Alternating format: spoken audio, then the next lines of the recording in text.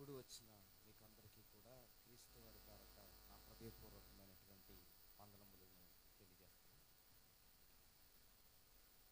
9:29 అంటే 9:30 అవుతుంది.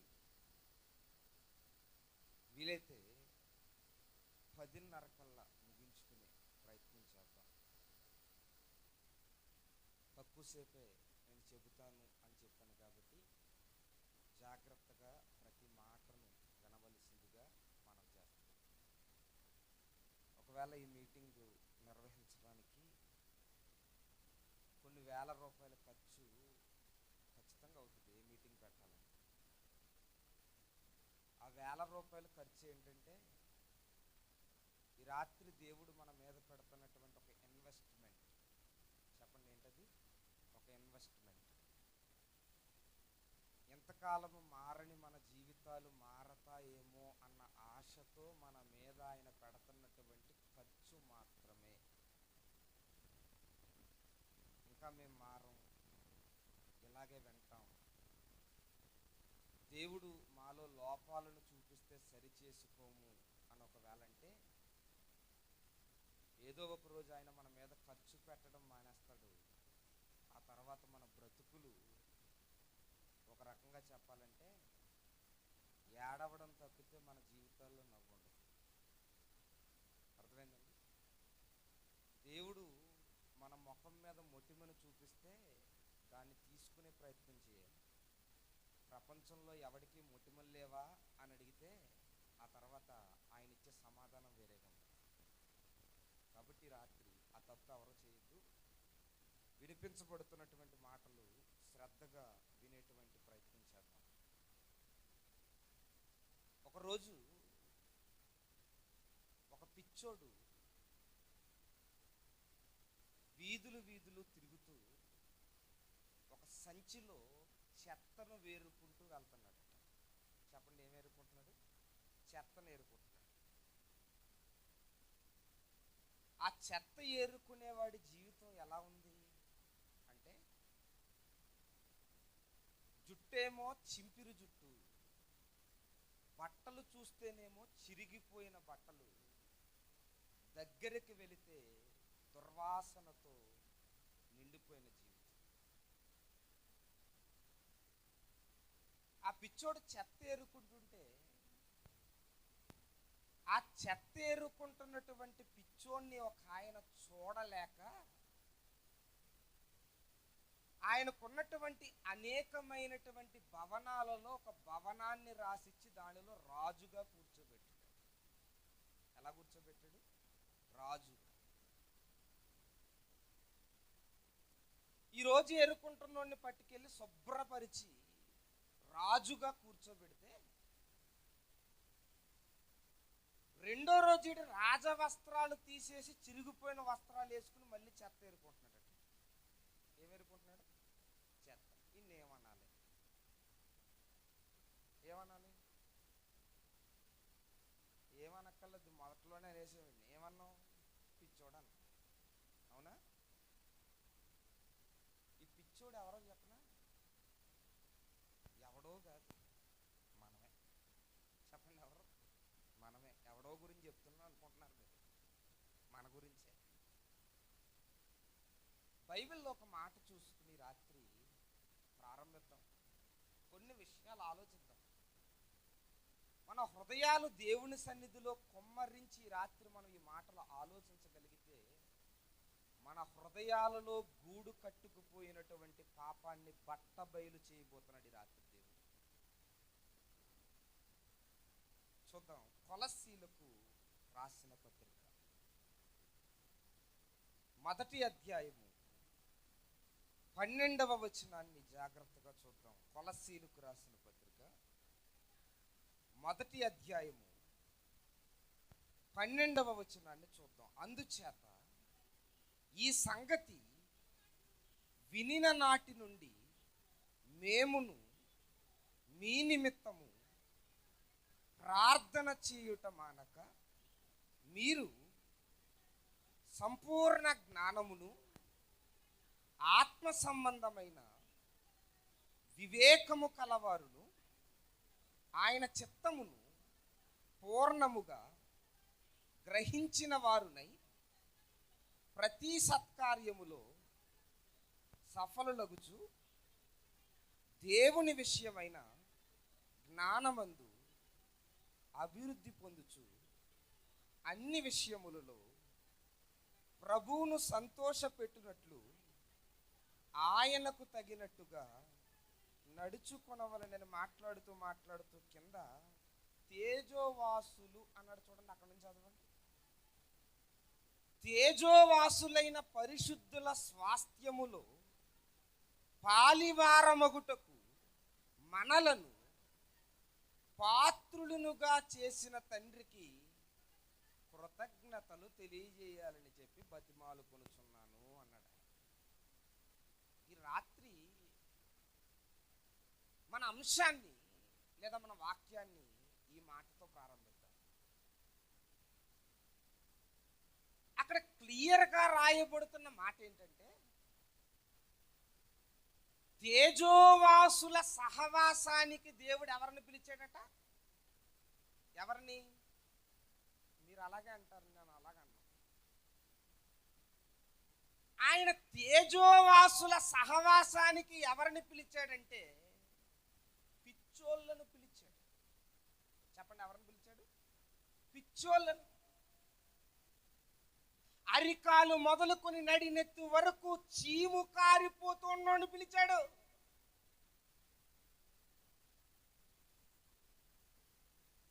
రాజరికము అనుభవిస్తూ రాజభోగాలను అనుభవిస్తున్నోని పిలవలేదు ఆయన. ఎవరిని పిలిచాడు ఆయన? పనికి రాని వాడిని పిలిచాడు. అవునా? అవును. ఎక్కడికి పిలిచాడు ఆయన?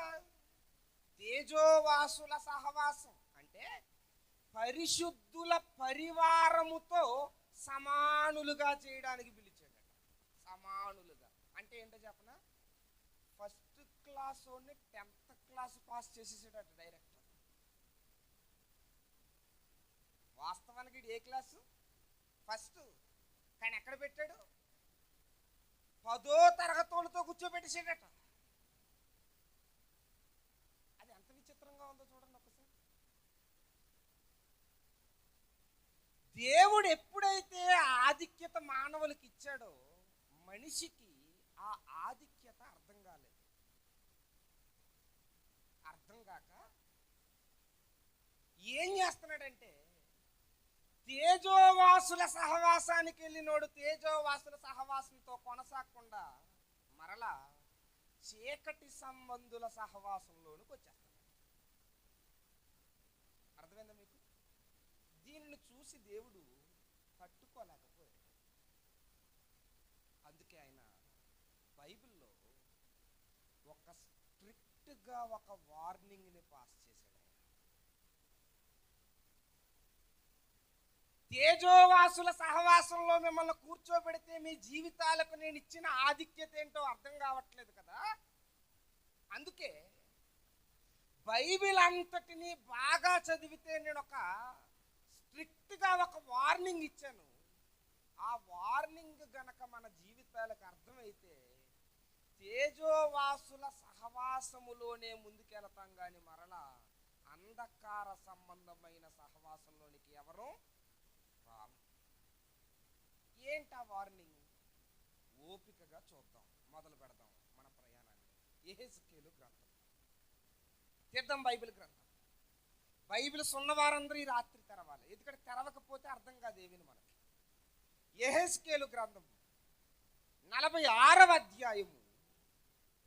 యెహెజ్కేలు గ్రంథము 46వ అధ్యాయము 9వ వచనం నుంచి జాగ్రత్తగా చూద్దాం. యెహెజ్కేలు గ్రంథము 46వ అధ్యాయము 9వ వచనం నుంచి చూద్దాం. అయితే దేశజనులు నియామక కాలముల యందు యెహోవా సన్నిధిని ఆరాధన చేయుటకై వచ్చునప్పుడు. ఆగుదాం ఇక్కడ కొద్దిసేపు ఆగుదాం. ఏం మాట్లాడుతున్నాడు ఇక్కడ? మనకందరికీ బాగా తెలుసు. దేశజనులు దేవుణ్ణి ఆరాధించడానికి మందిరములోనికి ఎవరైతే వస్తున్నారో వారు కొన్ని ఆజ్ఞలు పాటించాలి అని చెప్పాడు. ఏంటి ఆజ్ఞలు చూడండి కింద. వారు ఉత్తరపు గుమ్మపు మార్గముగా వచ్చిన వారు దక్షిణ గుమ్మపు మార్గముగా వెళ్ళాలి. నెక్స్ట్, దక్షిణ గుమ్మపు మార్గముగా వచ్చిన వారు ఉత్తర గుమ్మపు మార్గముగా వెళ్ళాలి. ఇప్పుడు నా వైపు చూడండి, అందరూ చాలా కేర్ఫుల్గా వినాలి మనం, ఓకేనా? చాలా కేర్ఫుల్గా వినాలి. ఏమన్నాడు? దేవుణ్ణి ఆరాధించడానికి అందరూ మందిరంలోనికి రావాలి, ఫస్ట్ పాయింట్. సెకండ్ పాయింట్, వచ్చేవారు ఉత్తరపు గుమ్మపు మార్గంగా ఒకవేళ లోపలికి వస్తే దక్షిణం గుండగా బయటికి వెళ్ళాలి, దక్షిణము గుండగా లోపలికి వస్తే ఉత్తరం గుండగా బయటికి వెళ్ళాలి. ఈ దక్షిణాలు ఉత్తరాలు మనకేం పని అవ్వవు, కానీ జాగ్రత్తగా మాట చెబుతాను వినండి, ఓకేనా? ఈ చర్చికి 2 ద్వారాలు ఉన్నాయనుకుందాం. ఎన్ని ద్వారాలు? ఇక్కడ ద్వారం ఉందనుకుందాం. ఇక్కడ ఇప్పుడు దేవుడు ఏమంటున్నాడంటే, నన్ను ఆరాధించడానికి చర్చికి వచ్చేటప్పుడు ఆ గుమ్మం నుంచి వచ్చిన వాళ్ళు ఎవరైనా సరే ఈ గుమ్మంలోంచి వెళ్ళాలి, ఈ గుమ్మంలోంచి వచ్చిన వాళ్ళు ఎవరైనా సరే ఆ గుమ్మంలోంచి వెళ్ళాలి. అంతేగాని ఆ గుమ్మం నుంచి వచ్చినోడు అదే గుమ్మం నుంచి వెళ్ళకూడదు, ఈ గుమ్మం నుంచి వచ్చినాడు ఈ గుమ్మం నుంచి వెళ్ళకూడదు. అది క్లియర్గా చెప్పాడు. అర్థమైంది అందరికీ? ఓకే, అర్థమైంది కదా అందరికీ? రైట్. కింద ఏం చెప్పాడు చూడండి. తాము వచ్చిన దారిని ఎవరునూ తిరిగిపోక అందరును తిన్నగా వెలుపలకు పోవలెను. క్లియర్ అయిపోయింది కదా? అర్థమైపోయింది కదా అందరికి? ఇది చెప్పాడు. కాబట్టి దీనికి తేజోవాసుల సహవాసానికి సంబంధం ఏంటంటే మీకు లాస్ట్లో అర్థమవుతుంది. ఇప్పుడు ఏం అర్థం కాదు, కానీ వినండి. ఈ రూల్ని దేవుడు ఏదో మామూలుగా ఇచ్చేశాడు అనుకుంటే తప్పు. అది చాలా స్ట్రిక్ట్గా ఇచ్చాడు. చెప్పండి, ఎలా ఇచ్చాడు? చాలా స్ట్రిక్ట్గా ఇచ్చాడు. ఎందుకు స్ట్రిక్ట్గా ఇచ్చాడంటే, ప్రభువా అసలు ఈ ఆచారాలు ఏంటయ్యా? అసలు ఆ గుమ్మం నుంచి వచ్చినోడు దీంట్లోంచి ఎందుకు వెళ్ళాలి, దీంట్లోంచి వచ్చినోడు దాంట్లోకి ఎందుకు వెళ్ళాలి? వచ్చిన మార్గంలో నేను వెనక్కి వెళ్తే ప్రాబ్లం ఏంటి? ఎవరికన్నా వచ్చింది క్వశ్చన్? మీకు వచ్చిందో రాలేదో, కానీ నాకు వచ్చింది. అర్థమైంది? నాకు వచ్చింది. నేను అడిగాను ఆయన, ప్రభువా అసలు నిన్ను ఆరాధించడం అనేది ముఖ్యమా, లేకపోతే వాడు ఏ గుమ్మంలోంచి లోపలికి వచ్చాడు అన్నది ముఖ్యమా? మీరు చెప్పండి, ఏం ముఖ్యం దేవుడికి? ఆరాధించడమేనా? మరి ఈయనేంటి ఎలా ఆరాధించాలి అన్నది మాట్లాడకుండా ఎలా రావాలి ఎలా వెళ్ళాలని మాట్లాడుతున్నాడు. అప్పుడు నేను గుడ్డిగా ఒకటి నమ్మాను, ఏంటంటే దేవుడు బైబిల్లో ఏదైనా ఒక మాటను మాట్లాడాడంటే మనం అందరం చాలా శ్రద్ధగా ఆలోచించాలి. ఎందుకో చెప్పనా? వాస్తవానికి దేవుని గురించి కనుక రాయడం మొదలు పెడితే 66 పుస్తకాలు కాదు, 6 కోట్ల పుస్తకాలు కూడా సరిపో. ఎన్ని సరిపో? 6 కోట్లు కూడా సరిపో, 6 లక్షలు కూడా సరిపో.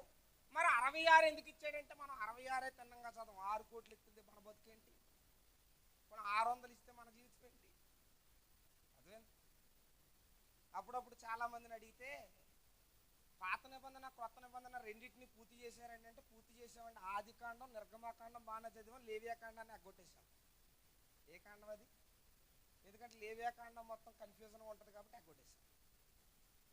తర్వాత మళ్ళీ ద్వితీయోపదేశ కాండం బాగానే ఉంది, యెహోషువ బాగానే ఉంది, న్యాయాధిపతులు బాగానే ఉంది, సమూయేలు 2 గ్రంథాలు బాగానే ఉన్నాయి. కానీ రాజుల దగ్గరికి వచ్చినప్పటికీ ఏదో అయిపోయిందండి మాకు. దినవృత్తాంతాల దగ్గరికి వచ్చినప్పటికి అసలే అర్థం కాలేదు. అవునా కాదు?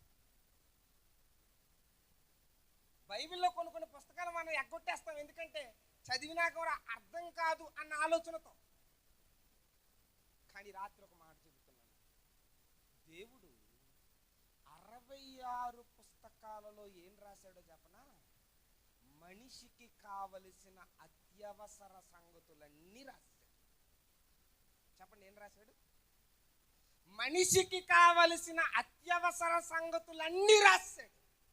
అంటే ఈ 66 ఎలా చదవాలంటే ఈ 66లో ఏది అనవసరమైంది లేదు, అన్నీ అవసరమైనవే అని చదవాలి.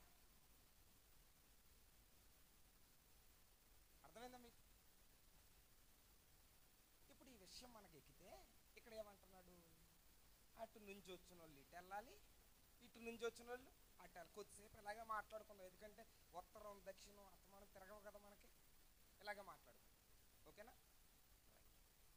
ఇప్పుడు అడుగుదాం, దేవా వెళ్ళకపోతే ఏంటి, వెళ్ళకపోతే ఏంటయ్యా నాకు తెలియట్లేదు, ఎందుకు చెప్పు, ఇది ఖచ్చితంగా పాటించాలా? ఒకవేళ కనుక ఈ ఆజ్ఞ ఇప్పటికీ పాటించాలంటే కనుక మనందరూ తప్పు చేస్తున్న వాళ్ళవా కాదు చెప్పండి? అవునా కదా? అవునా కదా? అవును. మరి ఏంటయ్యా దీని పరిస్థితి? అసలు ఎలా పాటించాలని అడిగే ముందు అసలు పాటించినోడు బైబిల్లో ఎవడైనా ఉన్నాడయ్యా, ఎవరైనా ఉంటే మాకు చెప్పండి అయ్యా, కొంచెం అసలు వాడి గతి ఏమైందో చెప్పండి అయ్యా అని అడుగుదాం. ఓకేనా? అలా అడిగితే ఆయన ఈ రాత్రి మన ముందుకు నలుగురిని తీసుకురాబోతున్నాడు. ఎంతమందిని? నలుగురు. ఓకేనా? ఎంతమంది చెప్పండి? నలుగురు. ఈ నలుగురు ఎవరు? ఎవరో కాదు, అటు నుంచి వచ్చి అటే వెళ్ళిపోయినాడు. అర్థమైందా మీకు?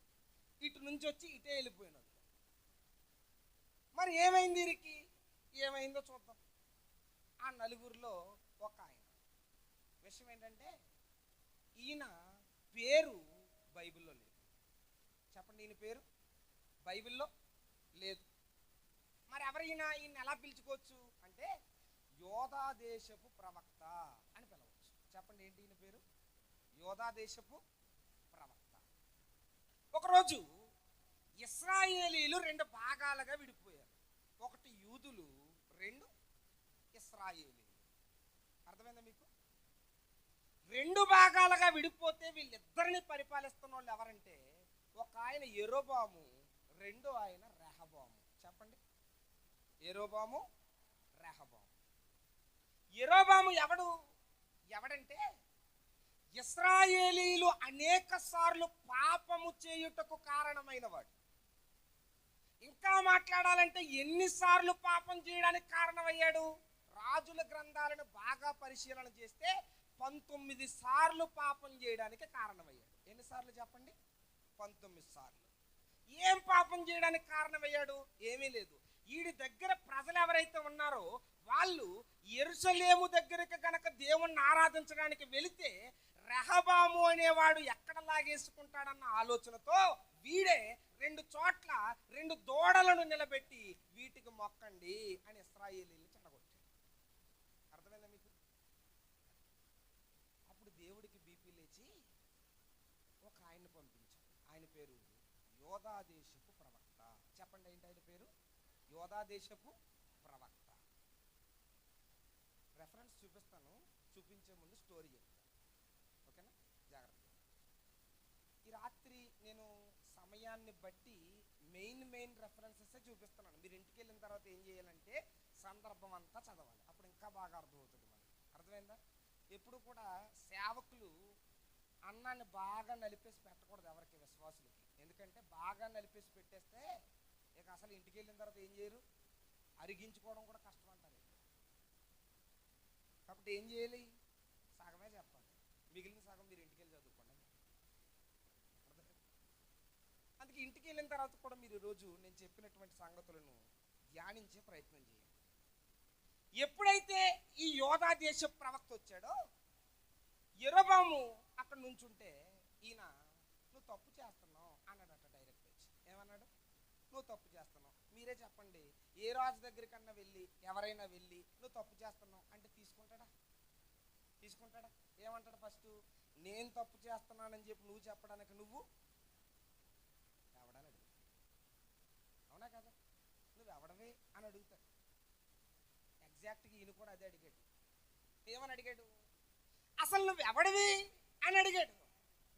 అప్పుడు ఆయన అన్నాడు, ఇశ్రాయేలీయులు చెడిపోవడానికి నువ్వు కారకుడు అవుతున్నావు, దేవునికి అది నచ్చలేదు, జాగ్రత్త అని చెబితే ఈయన కోపం వచ్చి రాజుగారికి ఎవడరా నువ్వు అన్నాడట. ఎలా అన్నాడు? ఇలాగే అన్నాడు, ఎవడరా నువ్వు అన్నాడు. అప్పుడు ఈయన కోపం వచ్చి ఎత్తబడిన చెయ్యి ఎండుబోవును గాక అన్నాడట. ఆ తర్వాత ఎవడో ఆమెను అన్నాడు. ఏమైపోయింది? అయిపోయింది. అలా ఎత్తాడు, అలాగే ఎండిపోయింది. అప్పుడు అర్థమైంది, నేను ఎత్తునోడు, నేను ఎవరి మీద అయితే ఎత్తానో ఆడు మామూలుడు కాదు. నా చెయ్యిని ఏం చేశాడు? ఎండబెట్టేశాడు. ఇప్పుడు హీరోయిజానికి పోతే పని అవదు కానీ కాళ్ళు అట్టేసుకోవడం బెటర్ అని చెప్పి, అయ్యా నువ్వెవరవో తెలియక నేను ఎత్తేసాను, దయతో ఈ చెయ్యిని మరలా బాగు చెయ్యయ్యా అని అడిగాడు. అప్పుడు ఈయన ఆ చెయ్యిని బాగు చేశాడు. ఏం చేశాడు? బాగు చేశాడు. అప్పుడు యెరొబాము చాలా ఆనందపడిపోయి ఈ వ్యక్తి మామూలుడు కాదని చెప్పి ఒక మాట అడిగాడు. ఆ మాట ఏంటో బైబిల్ గ్రంథంలో చూద్దాం. రాజుల మొదటి గ్రంథం. బైబిల్స్ ఉన్నవారందరూ తెరుద్దాం. రాజుల మొదటి గ్రంథం 13వ అధ్యాయం. రాజుల మొదటి గ్రంథం 13వ అధ్యాయం మొదటి వచనం చదవండి ఒకసారి ఎవరైనా. అంతట దైవజనుడైన ఒకడు యెహోవా చేత సెలవు నొంది యోధా దేశము నుంచి వచ్చాడట. నెక్స్ట్, ధూపము వేయుటకై నిలిచి ఉండగా ఆ దైవజనుడు యెహోవా ఆజ్ఞ చేత బలిపీఠమునకు అని మాట్లాడాడు. ఇదంతా మీకు చెప్పాను కదండి అక్కడ స్టోరీ. అదే ఇప్పుడు రాజు ఏమని అడుగుతున్నాడో చూడండి. 13వ అధ్యాయము 6వ వచనం నుంచి చూడండి, మీకు అర్థమవుతుంది. అప్పుడు రాజు, నా చెయ్యి మునుపటి వలె బాగవునట్లు నీ దేవుడైన యెహోవా సముఖమునందు నా కొరకు వేడుకొనమని ఆ దైవజనుని బతిమాలు కొనగా, దైవజనుడు యెహోవాను బతిమాలు కొనెను గనుక రాజు చెయ్యి మరలా బాగై. క్లియర్ అయిపోయింది, ఆయన చెయ్యి క్లియర్ అయిపోయింది. ఇప్పుడు ఏమన్నాడు కింద చూడండి. అప్పుడు రాజు, నీవు నా ఇంటికి వచ్చి అలసట తీర్చుకొనుము, నీకు బహుమతి ఇచ్చేదనని ఆ దైవజనునితో చెప్పగా, దైవజనుడు రాజుతో ఇట్లనెను, నీ ఇంటిలో సగము నీవు నాకు ఇచ్చిన నీతో నేను రాను అన్నాడు. ఆగుదాం ఇక్కడ ఒక నిమిషం. రాజు ఏమన్నాడు? బాబు ఎంత శక్తి కలిగినోడు, మా ఇల్లు విజిట్ చేయకుండా వెళ్ళిపోతావా? ఒకసారి మా ఇంటికి వచ్చి భోజనం చేసి వెళ్ళిపోయా అని అడిగాడు. వెంటనే నేనేమన్నాడు? నీ ఇంటిలో సగం ఇచ్చేసినా సరే నీతో పాటు నేను రాను అన్నాడు. ఏమండి, ఈ వ్యక్తి నిజంగా యథార్థవంతుడే కాదా చెప్పండి? యథార్థవంతుడే కాదా? అవునా కాదు? ఇప్పుడు అడుగుతాం, ఎందుకు వెళ్ళవయ్యా? నిజంగానే సగం ఇచ్చేసిన వెళ్ళవా? ఎందుకు వెళ్ళాం అని అడిగితే కింద ఏమన్నాడో చూడండి ఒకసారి. అన్నపానములు పుచ్చుకొనవద్దనియు నీవు వచ్చిన మార్గమున వెనకకు పోవద్దనియు యెహోవా వాక్కు చేత నాకు సెలవాయను గనుక నేను రాను. క్లియర్గా చెప్పేశాడు. ఏం చెప్పాడు? నేను ఎందుకు రాను అంటే, నా దేవుడు ఒక ఆజ్ఞ ఇచ్చాడు నాకు. అదేంటంటే, వచ్చిన మార్గములో వెనకకు, చెప్పండి, వెనకకు రావద్దన్నాడు. అదేనా అక్కడ ఉంది? అదే కదా. అంటే మన భాషలో ఏంటంటే, అక్కడ హెజ్కేల్లో చదువుకున్నట్టు వచ్చిన గుమ్మల్లోంచి బయటికి వెళ్ళొద్దన్నాడు. అంతేనా? రైట్, అయిపోయింది. ఆయన వదిలేశాడు, ఈయన వెళ్ళిపోతున్నాడు. ఆ ఊర్లో ఒక సీనియర్ మోస్ట్ పాస్టర్ గారు ఉన్నారట. ఎవరున్నారు? సీనియర్ మోస్ట్ పాస్టర్ గారు. రాజుగారు చెయ్యి ఎండబెట్టాడు, రాజుగారు చెయ్యి బాగు చేసేయడం ఒక బొడ్డోడు చూసాడట. వీడెళ్ళి ఏం చేశాడంటే, పాస్టర్ గారు మన ఊరికి ఒక ఆయన వచ్చాడండి, ఆయన ఎవరో కానండి భలే ఉన్నాడండి అన్నాడట. ఏమన్నాడు? ఆయన ఎవరో కానండి భలే ఉన్నాడండి అన్నాడట. అంటే భలే ఉండడం ఏంట్రా, ఏమో అర్థం కానట్టు చెప్తున్నావు, సరిగ్గా చెప్పరా అంటే, ఆయన ఒక అద్భుతం చేశాడండి అన్నాడట. అప్పుడు దెబ్బ మీద కొట్టి, ఏ అద్భుతమో చెప్పరా, త్వరగా చెప్పరా అని అడిగితే, అప్పుడు ఈయన అన్నాడు, ఈ బుడ్డోడు అన్నాడట, రాజు చెయ్యి ఎండబెట్టేశాడు, రాజు చెయ్యి బాగు చేసేసాడు అనగానే, మరి నువ్వేం చేస్తున్నావురా, ఆయన్ని భోజనానికి తీసుకురావాలి కదా ఇక్కడికి అని ఈయన అడిగాడట. పాస్టర్ గారు మరీ అంత తెంగరోని అనుకోకండి, నేను అడుగుదాం అనుకునే లోపల అదే మాట ఎవరు అడిగేశారు? రాజుగారు అడిగేశారు. రాజుగారు ఎప్పుడైతే అడిగేశాడో రాజుగారికి ఏం చెప్పాడో తెలుసా? నీ ఇంట్లో సగం ఇచ్చేసిన నేను రానన్నాడు. ఆ టైంలో నేను వెళ్ళి అడిగితే మళ్ళా కొడతాడేమో అని చెప్పి వెనక్కి వచ్చేసాను అన్నాడట.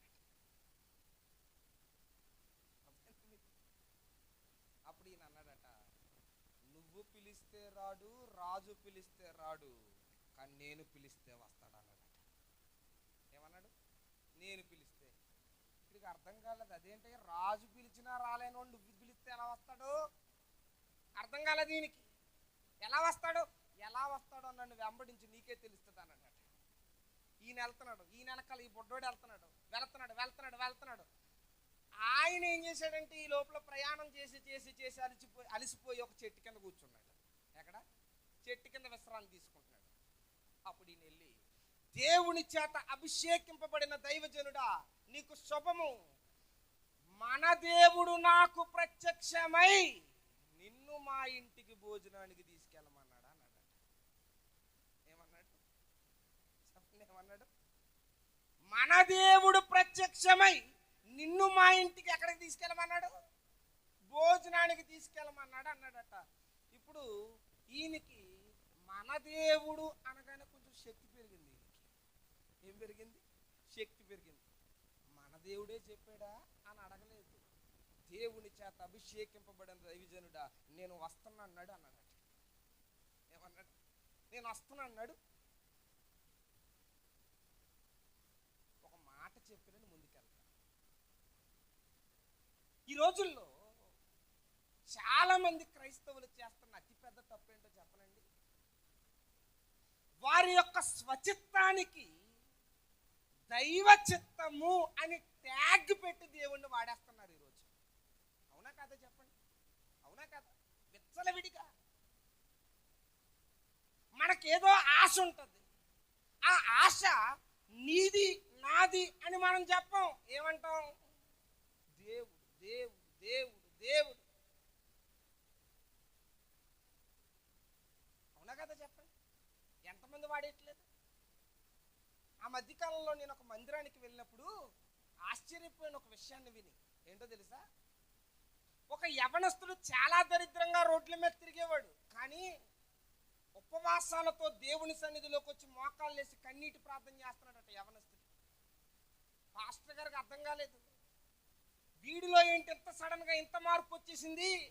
అసలు ఎప్పుడూ ప్రార్థనకే సరిగ్గా రాలేనోడు చర్చికి వచ్చేసి ఉపవాసాలతో దేవుని దగ్గర ప్రార్థన చేస్తున్నాడు ఏంటి? వీడు చాలా బాగా ఎదిగాడు, వీడు భవిష్యత్తును చక్కగా తీర్చిదిద్దాలి, దేవుని కొరకు ఉపయోగపడే సాధనంగా మార్చాలి. అంటే సేవకుడికి ఎలా ఉంటుందో తెలుసండి, ఎప్పుడన్నా భక్తి కలిగి ఎవరైనా సంఘంలో బతుకుతుంటే ఆ భక్తి పరుని చూసి మురిసిపోతూ ఉంటాడు సేవకుడు.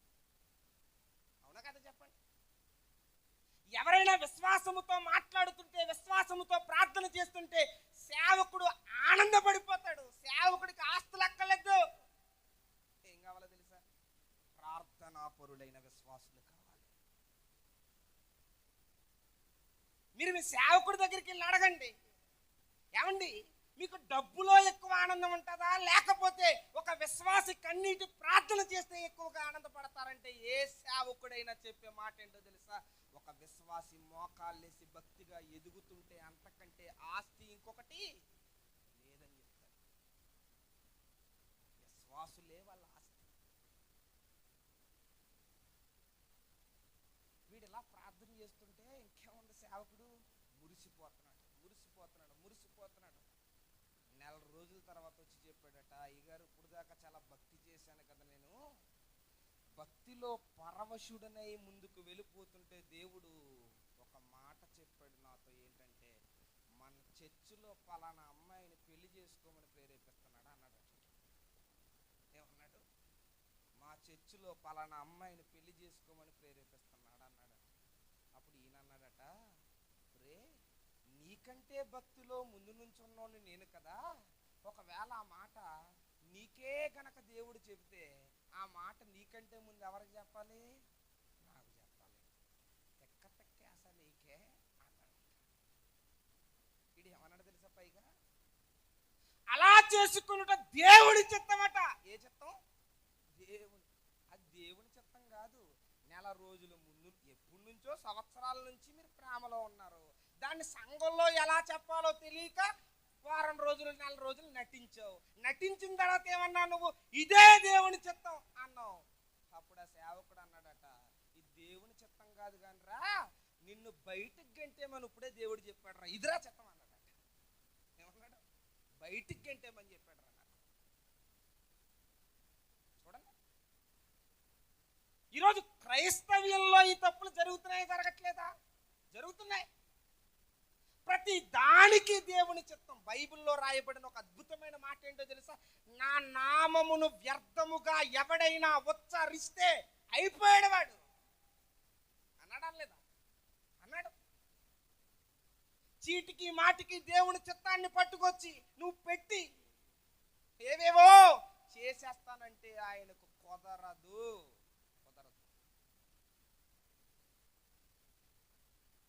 ఈ దైవజనుడు ఏమయ్యాడు? వెళ్ళిపోయాడట. వెనకాల వెళ్ళిపోయాడు. భోజనం చేస్తాడు. చెప్పండి, ఏం చేస్తాడు? భోజనం చేస్తాడు. భోజనం అయిపోయిన తర్వాత చేతులు కడుక్కుంటున్నాడు. కడుక్కుంటుంటే కూర్చోబెట్టి, అంతా క్షేమే కదయ్యా అని అడిగాడు. క్షేమే. సరే కానీ కొంచెం నాకు ఎందుకో వణుకు వస్తుందయ్యా అన్నాడు. పిలిచినాడు. పిలిచిన ఆయన ఏమన్నాడు? వణుకు వస్తుందయ్యా. అదేంటండి మీకు వణుకు రావడం ఏంటి అంటే, ఏమీ లేదండి, దేవుడు ఇప్పుడే సడన్ గా మాట్లాడాడు. ఏమనంటే, మీరు చచ్చిపోతారని మాట్లాడాడు అన్నాడట. ఏమన్నాడు? మీరు చచ్చిపోతారని మాట్లాడాడు అన్నాడట. ఎవరు? ఎవరు? సీనియర్ మోస్ట్ దైవజనుడు. అదేంటండి మీరేమని నన్ను భోజనానికి రమ్మన్నాడని దేవుడు చెప్పాడు కదా, దేవుడు చెప్పాడని నాకు చెప్పారు కదా, ఇప్పుడేంటి మరలా చచ్చిపోతానంటున్నారు? నిజమండి, నేను చిన్న తప్పు చేశానండి మీ దగ్గర. ఏంటంటే ఇందాకడేమీ ఆయన మాట్లాడలేదు, కానీ ఇప్పుడు మాత్రం నిజంగా మాట్లాడాడు. మీరు చచ్చిపోతారంట అన్నాడు. ఏమన్నాడు? చచ్చిపోతారంట. ఒక మాట చెప్పు, దేవుని దగ్గర రెండు మాటల ధోరణి ఉంటుందా? ఉంటుందా? ఉంటుందా? ఒక దానిని చెయ్యొద్దు అని చెప్పిన తర్వాత చేయమని చెప్తాడా? చెబుతాడా? చెప్పడం. ఈ రోజుల్లో బోధలు కూడా మారిపోయినాయి. ఎలా మారిపోయినాయి చెప్పనా? విచిత్రం విచిత్రం. జ్ఞానము బాగా పెరిగిపోయి బాగా పెరిగిపోయి బాగా పెరిగిపోయి మనం ఏమైనా తినేయచ్చట. ఏం తినేయచ్చు? ఏమన్నా తినేయచ్చు. ఏసునామే చేయమంటున్నారు. ఏం చేయం? ఏసునామే చేయం. ఏసు నామంలో ఏదైనా. ఏమండి మీరు చెప్పండి, దేవుడు ఏదన్నా తినేమన్నాడా? ఏదన్నా తినేమన్నాడా? కొన్ని కొన్ని చోట్ల ప్రదేశాల్లో పెట్టినవి తినొద్దు అన్నాడు. ఎందుకు? ఆ ప్రదేశాల్లో ఉన్నది శక్తివంతమైందని కాదు, ఆ ప్రదేశంలో ఏదైతే ఉందో దాన్ని నడిపిస్తున్నది వెనకాల అపవాది. ఎవరు? అపవాది. ఒకడు దేవుని పాత్రలోను దెయ్యముల పాత్రలోను చెయ్యి వేయ తగదు. ప్రభువునకు రోషము పుట్టించదమా? అడిగాడా కదా? అడిగాడా లేదా? అడిగాడు. మరి ఏదైనా తినేయచ్చు అంటున్నారేంటి? అనుకూలమైన బోధ, దాన్నే ప్రకటన గ్రంథంలో నికోలాయితుల బోధ అని పిలిచాడు. నికోలాయితుల బోధను అనుసరించి వారు నీలో ఉన్నారు. వారు వారి శరీరముతో చేయాల్సిన పాపాలన్నిటినీ చేసేసి వాళ్ళు అంటున్నారు, దేవుడేమి పెద్ద పట్టించుకోడండి, దేవుడు పై రూపాన్ని చూడ్డు. దేన్ని చూస్తాడు? లోపల లోపల లోపల. నాకు ఒక డౌట్ ఉందండి, ఏంటంటే పై రూపాన్ని చూడన్నాడు మోషే గారిని చెప్పులు ఎందుకు తీయమన్నాడు?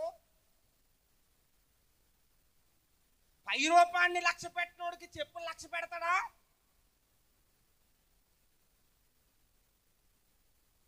అంటే అనుకూలమైన బోధ. ఇంకొంతమంది ఉన్నారు ఏంటంటే మనం ప్రార్థన ఎక్కువ చేయాల్సిన అవసరం లేదు కానండి, వాక్యము చెప్పాలి. ఏం చెప్పాలి? వాక్యము చెప్పాలి. ఎక్కడైనా చెప్పాడా బైబిల్లో? అలాగా ఎక్కడైనా చెప్పాడా? అప్పుడు దేవుడు అంటాడు, నీ జేబులోనే 10 రూపాయలు లేదు, నువ్వు ఎవడికి 1000 రూపాయలు ఇస్తావురా? ఎవడికిస్తావు?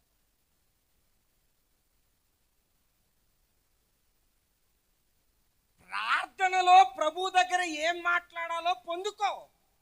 ఆ పొందుకున్న దానిని సమాజానికి ప్రకటించు. అప్పుడు వస్తుంది మార్పు. నువ్వేదో 4 పుస్తకాలు చదివేసి తిరగేసేసి తర్జనా భర్జనా పడిపోయి ప్రిపేర్ అయిపోయి ఆ శాస్త్రం ఈ శాస్త్రం మొత్తం మీద అన్నీ కలిపేసి ప్రపంచానికి చెప్పేసి మార్చేస్తానంటే దేవుడు తొక్కేస్తాడు. ఎవరు తొక్కేస్తారు? దేవుడు తొక్కేస్తాడు. చూడండి ఎలా మారిపోయినాయో. అంటే దేవుడిని ఆయన 2 రకాల ధోరణి కలిగిన వాణిగా పరిచయం చేస్తుంది వీలు కదా. ఇంకొంతమంది అయితే తినొద్దని చెప్పాడు కదా, అది పాత నిబంధన, కొత్త నిబంధన కాదు. ఏ నిబంధన కాదు? పనికిమాలినోడా, పాత నిబంధన అయినా క్రొత్త నిబంధన అయినా రాయించింది ఎవరు? ఒక్కడే. ఆ ఒక్కడు పాత నిబంధనలో ఒకలాగా క్రొత్త నిబంధనలో ఒకలాగా ఏం చేయడు? రాయించడు. ఇక్కడ కూడా అదే అడుగుతున్నాడు. ప్రవక్తగా పిలువబడుతున్న నీవు దేవుడు నీకు ఏదైతే చెప్పాడో ఆ చెప్పిన దానిని శ్రేష్టముగా విని రాజు పిలిచినా సరే వెళ్ళలేదు కదా. అలాంటి వాడవు ఒక సేవకుడు వచ్చి దేవుడు పిలుస్తున్నాడు అనగానే ఎలా వెళ్ళిపోయావు? గుడ్డిగా కన్ఫామ్ చేసుకోవలసిన బాధ్యత లేదా దేవుడి దగ్గర? నీకు ఉందా లేదా?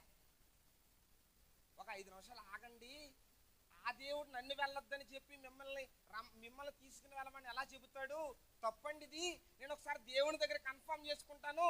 ఆయన మాట్లాడితే డైరెక్ట్గా ఎవరితో మాట్లాడతాడు? నాతో. ఆయన అలా వద్దా? మనోడు ఆకలి మీద ఉన్నట్టున్నాడు, వ్యాకుల పడకుండా వెళ్ళిపోయాడు. దేని మీద ఉన్నాడు? ఆకలి మీద ఉన్నట్టున్నాడు, వ్యాకులు పడకుండా వెళ్ళిపోయాడు. విచిత్రమైన విషయం ఏంటో చెప్పనా? ఆశ్చర్యపోతారు. ఆ పక్కనే పేపర్ తిప్పండి ఒకసారి. పేపర్ తిప్పండి ఒకసారి. రాజుల మొదటి గ్రంథం 13వ అధ్యాయం 21వ వచనాన్ని చదవండి ఎవరైనా. చదవండి.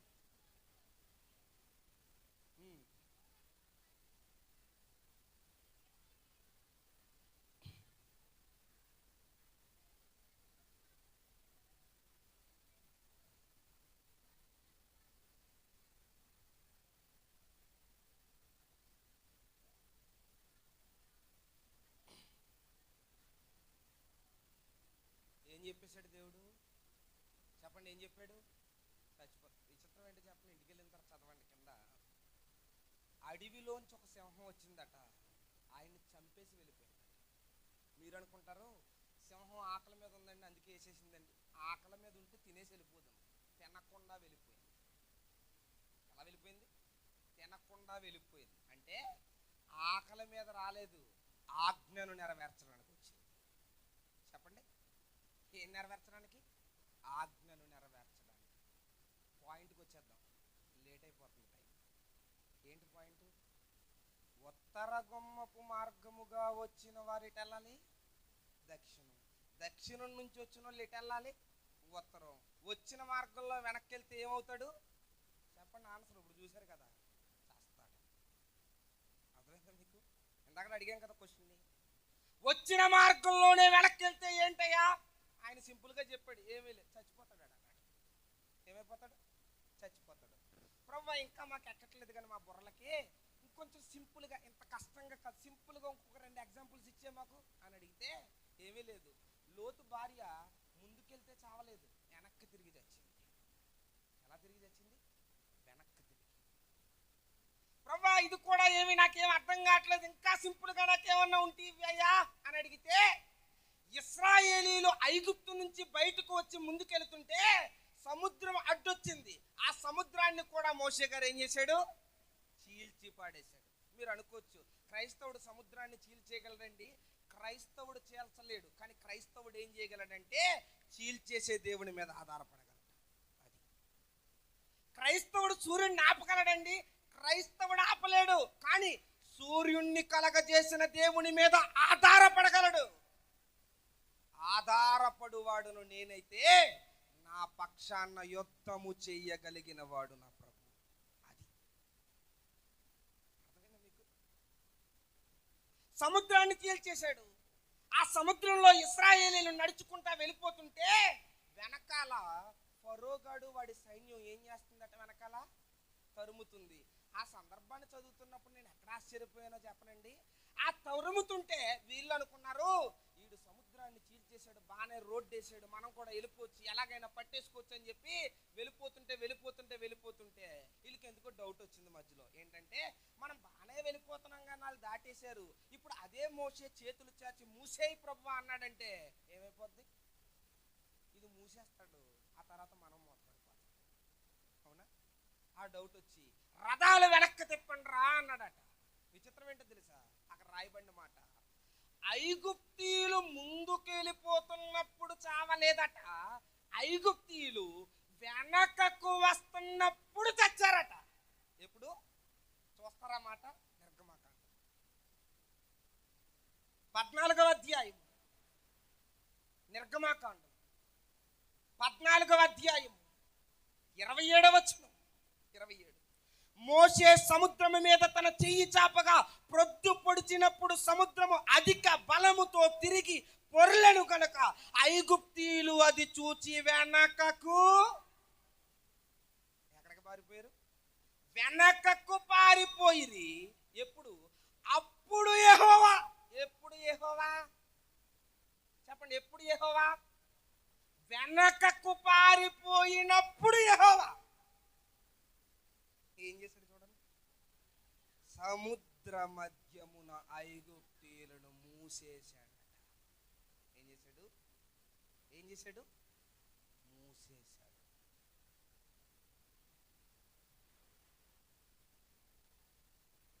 ముందుకెళ్తుంటేనే వెనక్కి వస్తుంటేనా? అంటే ఏ మార్గంలో వెళ్ళారో సీదా అదే మార్గంలో చేస్తున్నారు.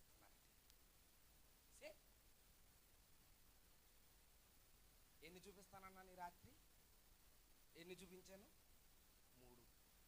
ఫస్ట్ది ఏంటి చెప్పాలి అందరూ, నేను డిసప్పాయింట్ అవుతాను, ఎందుకంటే నాకు గొంతు పోయినా సరే మీతో మాట్లాడతాను. ఫస్ట్ది ఏంటి? యోధా దేశపు, గట్టిగా చెప్పాలి, యోధా దేశపు ఏం చేశాడు? వచ్చిన మార్గంలో వెనకకు వెళ్ళాడు. ఏమయ్యాడు? చచ్చాడు. నెంబర్ 2, లోతు గారి, బయట నుంచి మాట్లాడట్లేదు బ్రదర్స్. నెంబర్ 2, లోతు గారి భార్య ఏం చేసింది? వెనక్కి తిరిగింది. ఏమైంది? చచ్చింది. నెంబర్ 3, ఐగుప్తి ఏమయ్యారు? మంచిగా రోడ్డు వేసారు కదా, మంచి హైవే రోడ్డు అని చెప్పి వెళ్ళిపోయారు. ఏమయ్యారు? వెనక్కి వస్తున్నప్పుడు చచ్చారు. లాస్ట్ బట్ నాట్ లీస్ట్, అశ్షూరు సామ్రాజ్యాన్ని పరిపాలించినటువంటి రాజులలో ఒకటి పేరు సన్హెరీబు. చెప్పండి, ఏంటంటే పేరు?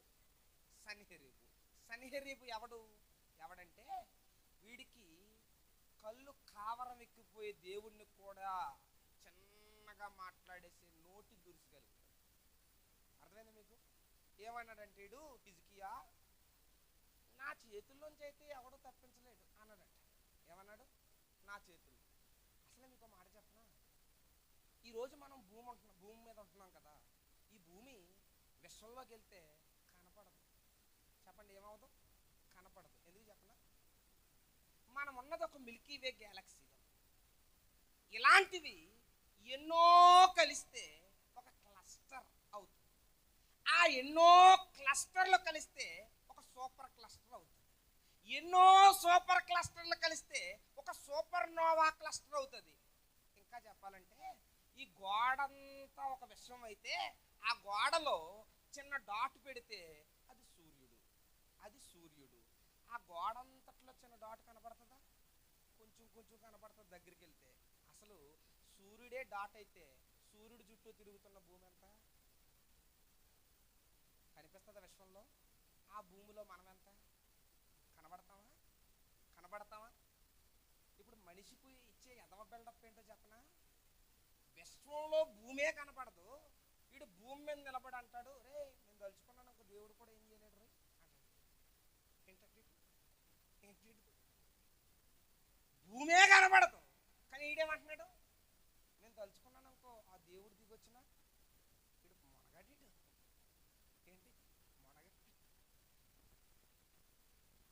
ఆకాశమందు ఉన్న దేవుడు నవ్వుచున్నాడట. ఎందుకు? భూమే కనపడకపోతే నువ్వెంతరా? ఎప్పుడన్నా ఫ్లైట్ ఎక్కితే ఆ పైనుంచి కిందకు చూస్తే జనాలు నలకల్లా కనిపిస్తూ ఉంటారు, నలకల్లా. ఇక విశ్వానికి వెళ్ళిపోతే ఈడు కూడా ఇదే బిల్డప్ ఇచ్చాడు. ఏమన్నాడంటే, హిజ్కియా నా చేతుల్లోంచి రక్షించేవాడు నిన్నెవడు లేడు అన్నాడు. ఇప్పుడు దేవుడికి చిరాకు వచ్చేసి ఇలా కదిడి కొంచెం స్ట్రాంగ్గా వార్నింగ్ ఇవ్వాలని చెప్పి ఒక మాట మాట్లాడాడు. ఏం మాట్లాడాడో బైబిల్ గ్రంథాన్ని చూద్దాం ఒకసారి. రాజుల 2వ గ్రంథము 19వ అధ్యాయము 28వ వచనం.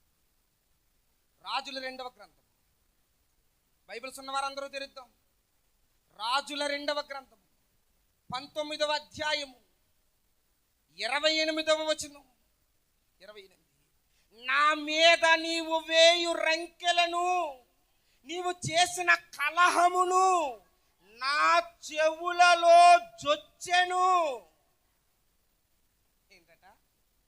ఆయనకి బాగా వినపడ్డాయట ఈ అరుపులు. ఎవడ అరుపులు? సన్హెరీబు అరుపులు.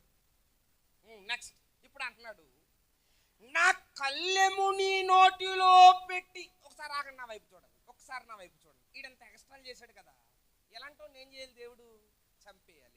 ప్రవ్వా ఆయన దగ్గర ఇంటర్వ్యూ చేద్దాం. ప్రవ్వా ఇలా ఎక్స్ట్రాలు చేసిన నువ్వు ఎలా చంపేస్తావయ్యా అంటే ఆయన ఏమంటాడు తెలుసా? ఎలా చంపేస్తానంటే ఏమీ లేదు, నేను చంపేసే మార్గాల్లో ఒకటి ఉంది, వచ్చిన మార్గంలోనే వెనక్కి తీసుకొచ్చి చంపేస్తానంటాడు. అన్నాడు అనలేదు? చూడండి ఇక్కడ, నా కళ్ళెము నీ నోటికి పెట్టి నిన్ను మళ్ళించెదను, నీవు వచ్చిన మార్గమునే నేను నిన్ను మళ్ళించెదను. ఏం చేస్తాడట ఆయన? గాలం వేసి వచ్చిన త్రోవలోనే వెనక్కి తీసుకొచ్చి చంపేస్తాను అన్నాడు. మీకు మాట చెప్పనా? సన్హెరీబు ఎలా చచ్చిపోయాడు తెలుసా? ఆయన ఏ మార్గంలో అయితే వెళ్ళాడో అదే మార్గంలో వెనక్కి వచ్చి, ఈ మాట చూస్తారా? చూడండి ఒకసారి. 36 అష్షూరు రాజైన సన్హెరీబు తిరిగిపోయి ఏం చేశాడట? అంటే ఏంటి? వచ్చిన మార్గంలోనే వెనక్కు వచ్చాడు. అంటే తిరిగిపోయి అంటే అదే మార్గంలో వచ్చాడు. విషయం ఏంటంటే ఆయన కొడుకులే ఆయన్ని చంపేశాడు. ఎలా చంపాడు దేవుడు? వచ్చిన మార్గంలోనే వెనక్కి తీసుకొచ్చి చంపాడు. చచ్చాడా?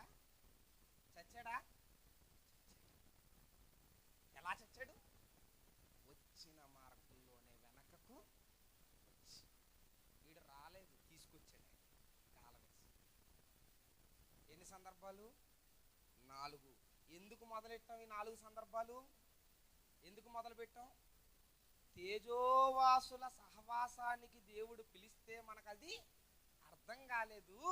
అందుకే దేవుడు చాలా సీరియస్ వార్నింగ్ ఇద్దాం అనుకున్నాడు. ఆ సీరియస్ వార్నింగ్ ఏంటి అంటే యెహెజ్కేలు గ్రంథంలో ఉంది. ఉత్తర గుమ్మం నుంచి వచ్చినోడు దక్షిణం నుంచి వెళ్ళాలి, దక్షిణం నుంచి వచ్చినోడు ఉత్తరం నుంచి వెళ్ళాలి, కానీ వచ్చిన త్రోవలో ఎవడు కూడా వెనక్కి రాకూడదు. వస్తే ఏంటయ్యా అని అడిగితే యోధాదేశపు ప్రవక్త చచ్చాడు, లోతు భార్య చచ్చింది, ఐగుప్తీయులు చచ్చారు, చివరికి అష్షూరు రాజైన సన్హెరీబు కూడా చచ్చాడు అని దేవుడు చెప్పాడు. అర్థమైందా? నేను చెప్పట్లేదు, ఎవరు చెప్పారు? దేవుడు చెప్పాడు. నేను చెప్పాను అనుకో, జరగచ్చు జరగకపోవచ్చు. ప్రపంచంలో ఎవడైనా రేపు వర్షం పడుతుంది అని చెప్పడు, పడచ్చు పడకపోవచ్చు. అది మనిషికి ఉండే కెపాసిటీ. రేపు వర్షం పడతాదో పడదో క్లియర్గా చెప్పగలిగినాడు ఒకే ఒక్కడు దేవుడు. ఎందుకంటే మనం ఈ రోజు ఏం జరుగుతుందో ఇప్పుడేం జరుగుతుందో చూడగలం. దేవుడు రాబోయే 1,000,000 సంవత్సరాల్లో కూడా ఏం జరుగుతుందో చూడగలిగినాడు. ఇప్పుడే చూడగలిగినాడు, ఇప్పుడే చూస్తాడు. ఆయన ఎప్పుడు చూస్తాడు? ఇప్పుడే. అలాంటి వాడు ఆయన. అర్థమైందా మీకు? అంత గొప్ప. అయిపోయిందండి మెసేజ్. కంగారు పడతాం. 4 సందర్భాలు అయిపోయినాయి కదా. అయిపోయింది. ఒక ఆన్సర్ వచ్చేసింది. ఏంటంటే ఇంత కష్టపడి చెమటలు కార్చి ఒక ఆన్సర్ తీసుకొచ్చాం మనం. ఏంటి? వచ్చిన మార్గంలో వెనక్కి రావద్దని ఎందుకు చెప్పావంటే, దేవా నువ్వు ఆన్సర్ ఇవ్వకయ్యా, ఎందుకంటే కొంచెం డేంజర్గా ఉంది. ఈ నలుగురిని చూసాం. వచ్చిన మార్గంలో వెనక్కి వస్తే ఏమవుతాం? చచ్చిపోతాం. ప్రభువా రానయ్యా.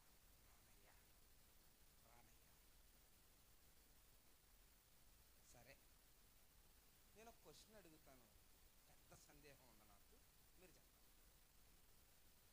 మీకు ఎవరికైనా బిల్డింగ్స్ ఉన్నాయా? అంటే బిల్డింగ్, ఒక డాబా లాంటిది ఎవరికైనా ఉందా? ఒకవేళ ఉందంటే ఉంది, లేదంటే లేదు. ఓకేనా? మాకు సొంత ఇల్లు ఏం లేదు. ఓకేనా? పేదరికంలో ముందెడితే మనందరం పేదలే. అర్థమైందా? మేము పేదలం అండి అని మీరు ముఖం మార్చాల్సిన పనేమి లేదు. ఓకేనా?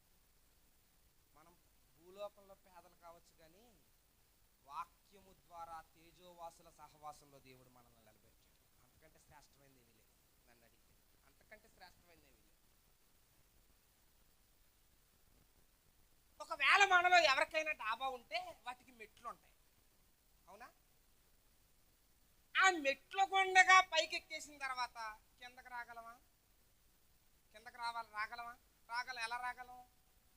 ఏ మెట్లు దిగాలి? ఇప్పుడు నేను అంటున్నాను, వచ్చిన త్రోవలో ఎవడు కూడా వెనకకు రాకూడదు అంటే మనం బిల్డింగ్ మీద చచ్చిపోతాం. చెప్పండి. ఈసారి నుంచి ఎవరైనా బిల్డింగ్లు కట్టించుకుంటుంటే ఇటు నుంచి ఒక మెట్ల ల్యాండింగ్, అటు నుంచి ఒక మెట్ల ల్యాండింగ్ వేయించండి. అర్థమైంది మీకు? ఇదిగో ఇటు ఎక్కండి, అటు దిగండి. అంతేనా? పాస్టర్ గారిని అడిగి మన చర్చికి కూడా ఇక్కడ ఒక ద్వారం పెట్టేద్దాం. ఎందుకంటే ఇటు నుంచి వద్దాం. ఇటు సారీ అండి, ఇందాక నుంచి కనిపించలేదు నాకు.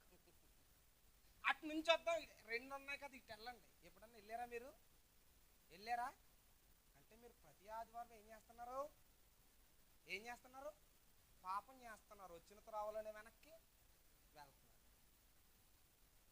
నేను ఈ ప్రసంగం చేస్తున్నప్పుడు ఒక ఆయన కింద నుంచి అడిగాడు, ఏమండి పొరపాటున కనుక మా ఇంటికి గనక మెట్ల ల్యాండింగ్ ఒకటే ఉంటే కనుక అక్కడ నుంచి దూకేమంటారు రేటు కొంప తీసుకుని అడిగాడు ఆయన. ఆయనకు దండం పెట్టి అడిగిన, బాబు నువ్వు కంగారు పడకే బాబు, మళ్ళీ నీ హాస్పిటల్ ఖర్చులు నేను పెట్టుకోలేను. దేవుడు ఇది చెబుతున్నాడా?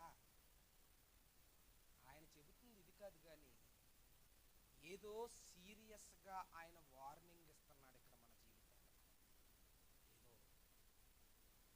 పాత నిబంధన అనేది ఛాయ, క్రొత్త నిబంధన అనేది నిజస్వరూపము అని పిలిచాడు. ఇప్పుడు అడుగుదాం, యెహెజ్కేలు గ్రంథంలో దేవుణ్ణి ఆరాధించడానికి వచ్చిన జనులు వచ్చిన మార్గము నుంచి బయటకు వెళ్ళకూడదని రాయించావు కదా దేవా. అలాంటి సందర్భాలు బైబిల్లో చాలానే రాయించావు. వస్తే చచ్చిపోతారని రాయించావు కదయ్యా. ఏంటయ్యా మా పరిస్థితి, మేము దాన్ని ఎలా అర్థం చేసుకోవాలయ్యా అని అడిగితే ఆయన అంటున్న మాట ఏంటో తెలుసా? జాగ్రత్తగా వినండి. దానిలో మర్మం ఏంటో తెలుసా? ఇక్కడ కూర్చున్న మనం అందరము కూడా ఒకప్పుడు పాపపు మార్గములో ఉన్నటువంటి వారం. చెప్పండి, ఏ మార్గం? పాప మార్గం, దుష్ట మార్గం, ఇంకా చెప్పాలంటే దరిద్రమైన మార్గం. ఏ భేదము లేదు, అందరూ పాపము చేసి, అంటే కార్పెంటర్ నుంచి కలెక్టర్ వరకు, ఢిల్లీ నుంచి గల్లీ వరకు, లక్షాధికారి నుంచి భిక్షాధికారి వరకు ఎవడు అని అడిగితే ప్రతి ఒక్కడు చెప్పాల్సిన మాట ఏంటో తెలుసా? అయ్యా నేను పాపినయ్యా అని చెప్పాలి. చెప్పండి, ఎవరం మనం? పాపులం.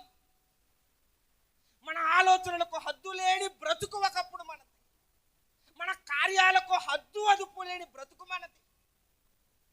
లోకములో అనుభవించాల్సిన వాటినన్నిటిని అనుభవించేసినటువంటి దరిద్రమైన జీవితం మనది. అవునా కదా చెప్పండి? ఇక్కడ కూర్చున్న వారందరూ ఒక్కసారి మీ గత జీవిత అనుభవాల్లోనికి వెళ్ళగలిగితే గనక మన జీవితాన్ని చూసుకుని మనకే మన ముఖము మీద ఉమ్ము వేసుకోవాలనిపిస్తుందా, అనిపించదా? అంటే మన గతం దుష్ట మార్గం, మన ప్రస్తుతం నేనే మార్గమన్న క్రీస్తు మార్గం. చెప్పండి, ఎక్కడి నుంచి ఎక్కడికి వచ్చాం మనం? దుష్ట మార్గము నుంచి క్రీస్తు మార్గములోనికి వచ్చాం. చెప్పండి, ఎక్కడికి వచ్చాం? ఈ మాట ఇర్మియా గ్రంథంలో ఎలా మాట్లాడుతున్నాడో చూద్దాం. ఇర్మియా గ్రంథం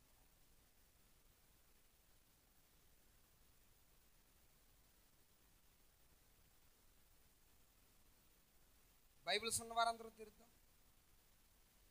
ఈ మాటను ఇర్మియా గ్రంథంలో ఏమని మాట్లాడుతున్నాడో ఒకసారి మనం ఓపెన్ చేద్దాం. ఇర్మియా గ్రంథం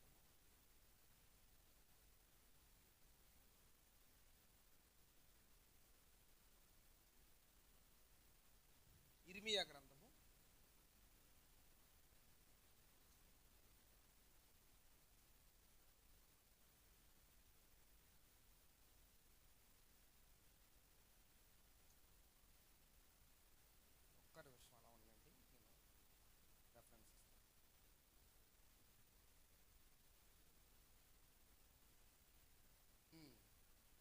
18వ అధ్యాయం. ఇర్మియా గ్రంథము 18వ అధ్యాయము 11వ వచనాన్ని చూడండి ఒకసారి. 11. కాబట్టి నీవు వెళ్ళి యోధా వారితోనూ యెరూషలేము నివాసులతోనూ ఇట్లనుము, యెహోవా సెలవిచ్చిన మాట ఏదనగా, నీ మీదకి తెచ్చుటకై నేను కీడును కల్పించుచున్నానని చెప్పి కింద మాట్లాడుతూ మీరందరూ మీ దుష్ట మార్గములను విడిచి, ఏ మార్గం చెప్పండి? చెప్పాలి అందరూ, ఏ మార్గం? దుష్ట మార్గమును విడిచి మీ మార్గములను, మీ క్రియలను చక్కపరుచుకొనుడి అని చెప్పాడంటే మనందరూ ఒకప్పుడు ఏ మార్గంలో ఉన్నాం? ఏ మార్గంలో? దుష్ట మార్గములు. అయితే మన కోసం, ఈ పిచ్చోళ్ళ కోసం ఒక ధనవంతుడు ప్రాణం పెట్టాడు. ఆయనే యేసుక్రీస్తు. చాలా మంది అడుగుతూ ఉంటారు, ఏమండి యేసుక్రీస్తునే ఎందుకు నమ్ముకోవాలండి?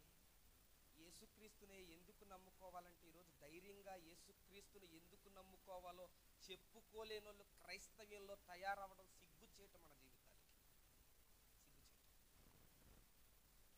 యేసుక్రీస్తుని ఎందుకు నమ్ముకోవాలండి? ఎందుకు నమ్ముకోవాలో తెలుసా?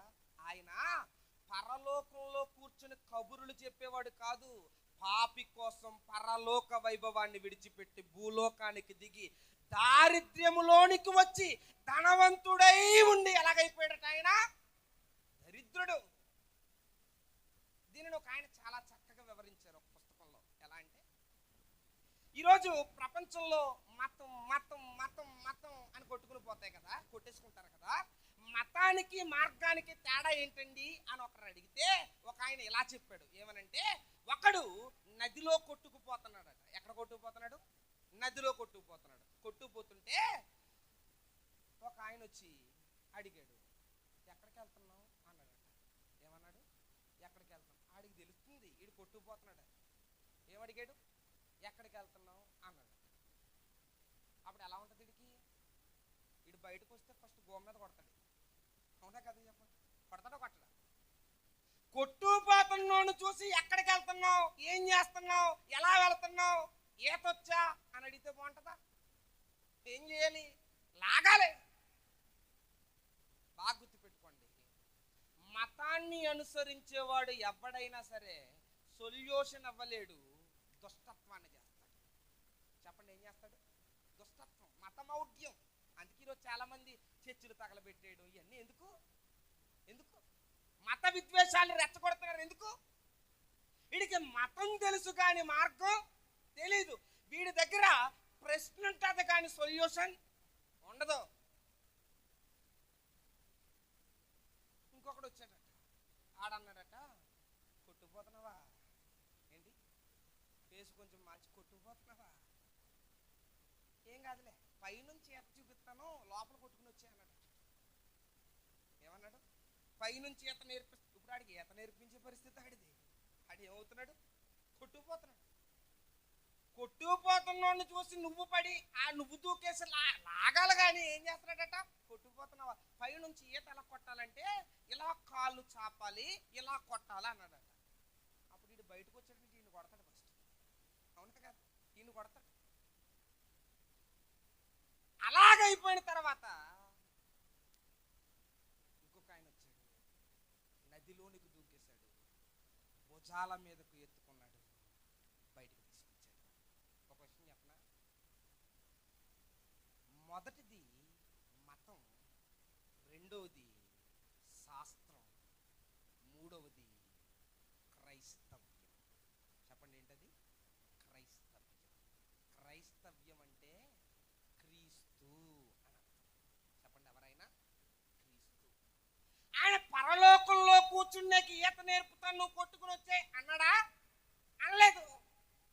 పరలోకంలో కూర్చుని పడిపోయావా అని ప్రశ్నించాడా, ప్రశ్నించలేదు. మరి ఏం చేశాడు, పరలోకములో రాజవైభవంలో కూడా కూర్చుని తట్టుకోలేక మనం పాపంలో పడిపోయి కొట్టుకుంటుంటే నేను మా వారి కోసం నదిలోనికి దూకేస్తానని చెప్పి రాజవైభవము నుంచి దరిద్రత అనే పరిస్థితులలో నుంచి ఏమైపోయాడు, ఆయన దిగిపోయాడు. అందుకే Christianity is not a religion, Christianity is a relation అని చెప్పాడు. ఏంటి, క్రైస్తవ్యం మతం కాదు, క్రైస్తవ్యం అద్భుతమైనటువంటి వర్ణించలేని బంధం అని చెప్పాడు. అర్థమైందా మీకు? ఆయన పరలోకము నుంచి వచ్చేసాడు, ప్రాణం పెట్టాడు, రక్తం కార్చాడు.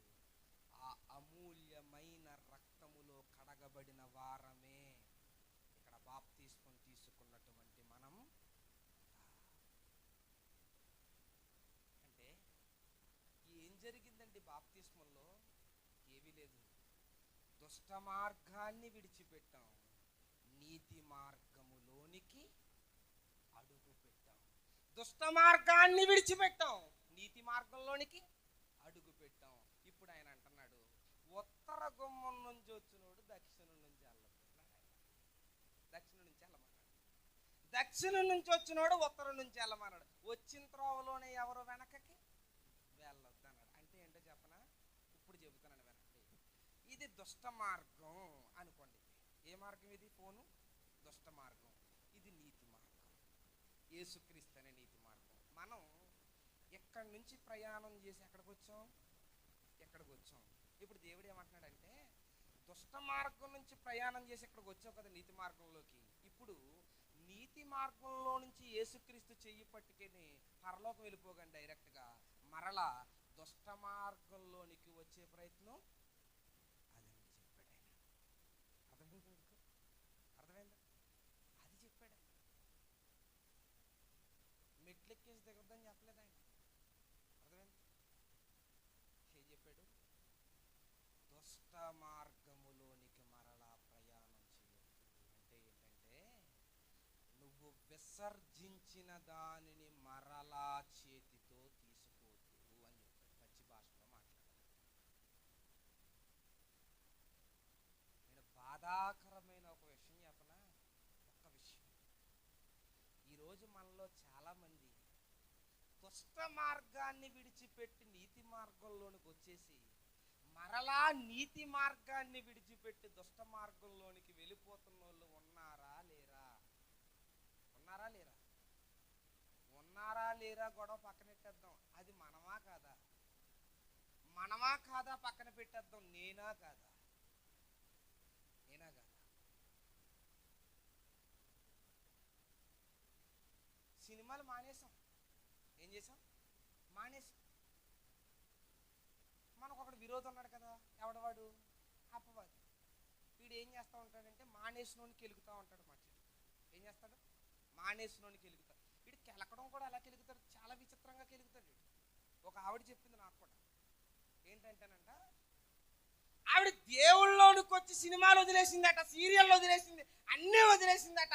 విసర్జించి ప్రభువా నీ కోసం పరిశుద్ధంగా బతుకుతానయ్యా అని చెప్పి తీర్మానం తీసుకుని 4 రోజులు బాగా బతికేసింది. 4 రోజుల తర్వాత ఆవిడ ఇంట్లో కూర్చుని ఉల్లిపాయలు కోస్తుంటే బయట ఆవిడ ఉల్లిపాయ బండోడు వెళ్ళాడట. ఆవిడ వెళ్ళాడు ఉల్లిపాయ బండోడు. ఇప్పుడు వెళ్ళేవాడు తిన్నంగా వెళ్తాడా, షాలాపూర్ ఉల్లిపాయలు అంటాడు, బాగుంది. ఇంకేమంటాడు, 3 కేజీలు ఉల్లిపాయలు 100 రూపాయలు మాత్రమే అంటాడు, బాగుంది. ఇది చెప్పేసినోడు తిన్నంగా ఉంటాడా? ఈ ఉల్లిపాయల యాడ్కి దానికి మధ్యలో అమ్మడానికి మధ్యలో ఏమేస్తాడు వీడు, సినిమా పాట వేస్తాడు. ఈవిడ ఇక్కడేమో ఉల్లిపాయలు కోస్తా ఉంది, ఆ ఉల్లిపాయ బండోడు సినిమా పాట వేసాడు. ఈవిడ ఉల్లిపాయలు కోస్తా కోస్తా కోస్తా ఏడుస్తా ఏడుస్తా ఏడుస్తా అది ఈవిడ చెవిలో పడ్డది. ఇక అంతే అయిపోయింది. ఇది ఎక్కడో విన్నాను కదా, ఏంటి ఎక్కడో విన్నాను కదా, ఇక అంతే కథం. ఎక్కడో విన్నాం కాదు, ఇప్పుడు మళ్ళీ వినంటాడు. ఏంటి ఇప్పుడు మళ్ళీ విను. ఏమండి ఈ అనుభవాలు మన జీవితాల్లో ఉన్నాయా లేవా చెప్పండి, ఉన్నాయా లేదా? మనం అన్నీ విడిచిపెట్టే శ్రద్ధగా బతకాలనుకుంటాం, కానీ ఆడు ఏదో గుర్తు చేస్తాడు, మళ్ళా గతంలోనికి తీసుకెళ్తాడు, మళ్ళా ఏదో గుర్తు చేసి కలవరపరుస్తాడు, మరలా ఈ మార్గంలోనికి రా అని చెయ్యి పట్టుకుని తీసుకొచ్చేసే ప్రయత్నం చేస్తాడు. అప్పుడు చెయ్యి గనక విదిరించి మనం గనక ముందుకు పరిగెట్టకపోతే ప్రమాదం ఎవరికి?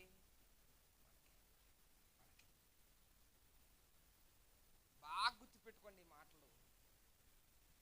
దేవుళ్ళలోనికి వచ్చేసిన తర్వాత 2 పడవల మీద ప్రయాణం చేస్తానంటే జరిగేది ఏంటో చెప్పనా, చచ్చిపోతాం. చెప్పండి ఏమవుతాం, చచ్చిపోతాం. మంచి ఎగ్జాంపుల్ చెప్తాను. వర్జీనియా అనే ఒక ప్రాంతం ఉంది.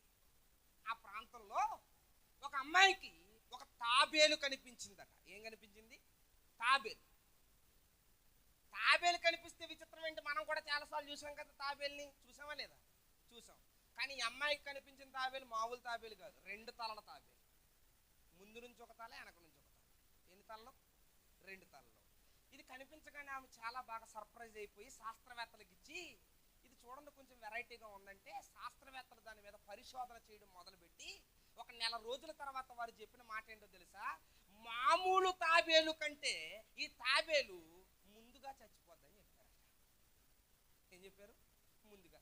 అదేంటి మాకు అర్థం కాలేదు, ముందుగా ఎందుకు చచ్చిపోద్ది? ఏమీ లేదు, ఒక తల అంటది దీన్ని తినమని, ఇంకో తల అంటది అది నాకు పడదు దీన్ని తినమని చెప్తుందంట. ఈ 2 తలల మధ్యలో దీనికేమో ఇది నచ్చదు, దీనికేమో ఇది నచ్చదు, ఈ 2 నచ్చక తినడం మానేద్ది, చెట్ట చివరికి చచ్చిపోద్ది.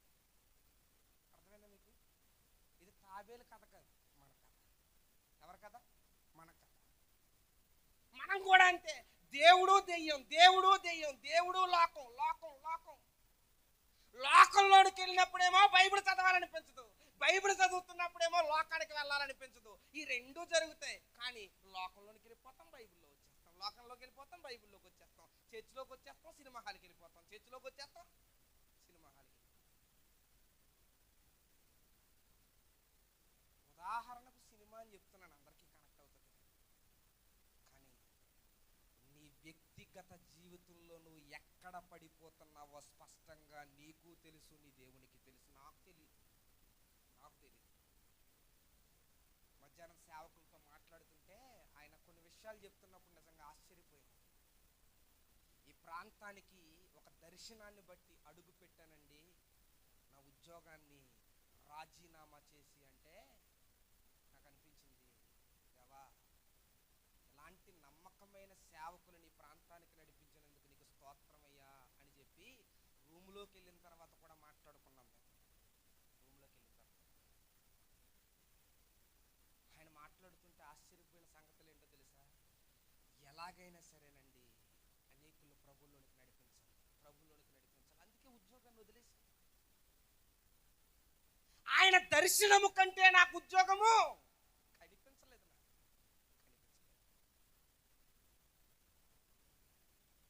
దర్శనాన్ని బట్టి ఉద్యోగమే వదిలేసే సేవకుడు మన దగ్గరికి వస్తే, అలాంటి దర్శనం కలిగిన సేవకుని దగ్గరికి వచ్చి ఈరోజు మనం వదలలేని ఇంకా తగిలించుకుని వచ్చే చర్చిలకి తగిలించు. వేషధారణ బ్రతుకులు, వేషధారణ జీవితాలు, పైకి మాత్రం ప్రైజ్ ద లార్డ్. ఏం లార్డ్? Praise the Lord. ఈవిడ ప్రైజ్ ద లార్డ్ అంటది, ఈవిడ ప్రైజ్ ద లార్డ్ అంటాడు, నేను ప్రైజ్ ద లార్డ్ అంటాను. అందరం ప్రైజ్ ద లార్డ్ బ్యాచ్, అందరం ప్రైజ్ ద లార్డ్. వీడు అప్పుడే పాపం చేసి వస్తాడు. వీడికి మైక్ ఇచ్చి ప్రార్థన చేయంటే, పరలోకమందున్న మా కన్న తండ్రి పరిశుద్ధుడా. ఏంటి ఏంటి ఏంటి పరిశుద్ధుడా?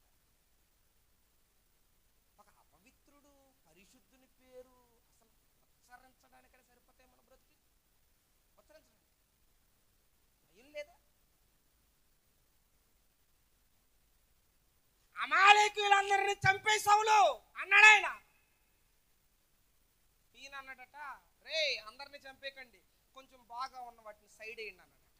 వీటిని మంచిగా ఉన్న గొర్రెల్ని సైడ్ వేయండి అన్నాడట. వేసారు. రాజును కూడా పక్కన పెట్టారు. సమూయేలుకి అర్థమైపోయింది, దర్శనంలో చూశాడు. ఎక్కడ చూశాడు? దర్శనం వెంటనే వచ్చేసింది దీనికి, ప్రభువా నువ్వు ఆపుతున్నావు కాబట్టి ఆగాను, కానీ ఈ చేతులతో అభిషేకం ఇచ్చాను కదా, నరికేలు అనిపిస్తుంది అన్నాడు. నరికేలు అనిపిస్తుంది. Cool down cool down cool down. నేను తట్టుకోలేకపోతున్నాను సమూయేలు. దేవుడు అంటే, ఉండు ప్రభువా నువ్వు వెంటనే, నేను వెళ్తాను పెచ్చ బీపీ మీద వస్తున్నాడు. ఈయన ఎలా వస్తున్నాడు? పెచ్చ బీపీ మీద వస్తున్నాడు. ఎలాగా వస్తుంటే దూరం నుంచి సౌలు అంటున్నాడట, దేవుని చేత అభిషేకం పొందినాడా, ప్రైజ్ ది లార్డ్ అన్నాడట. ఏమన్నాడు? నాకు డౌట్ ఏంటంటే, సౌలుని అభిషేకించినాడు ఎవరు? సమూయేలు. ఈయనేమంటున్నాడు? దేవుని చేత అభిషేకం. అదేంటి?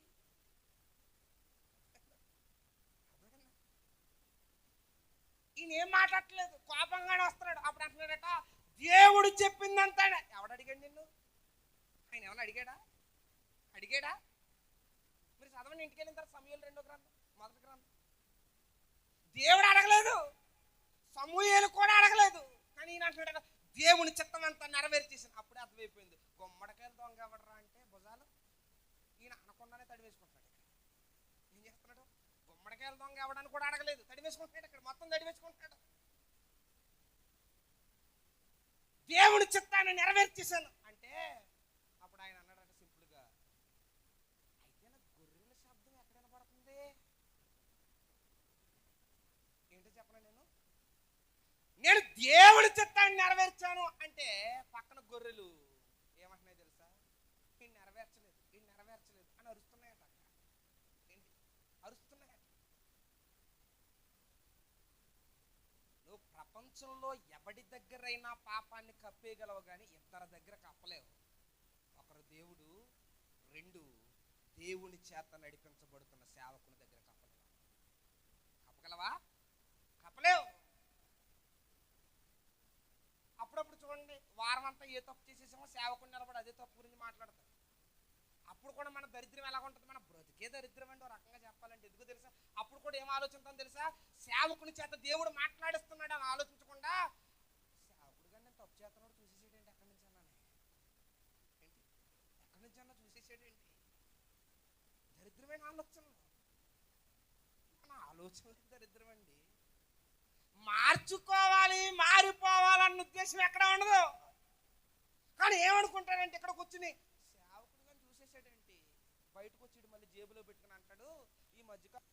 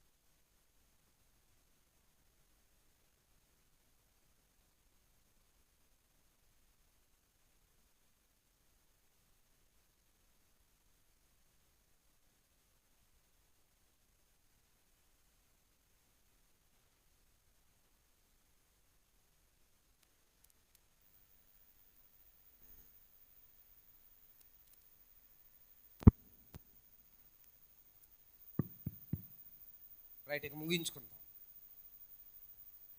ఏమనుకుంటాడు? మా పాస్టర్ గారు ఎక్కడి నుంచైనా చూసేసాడేమో.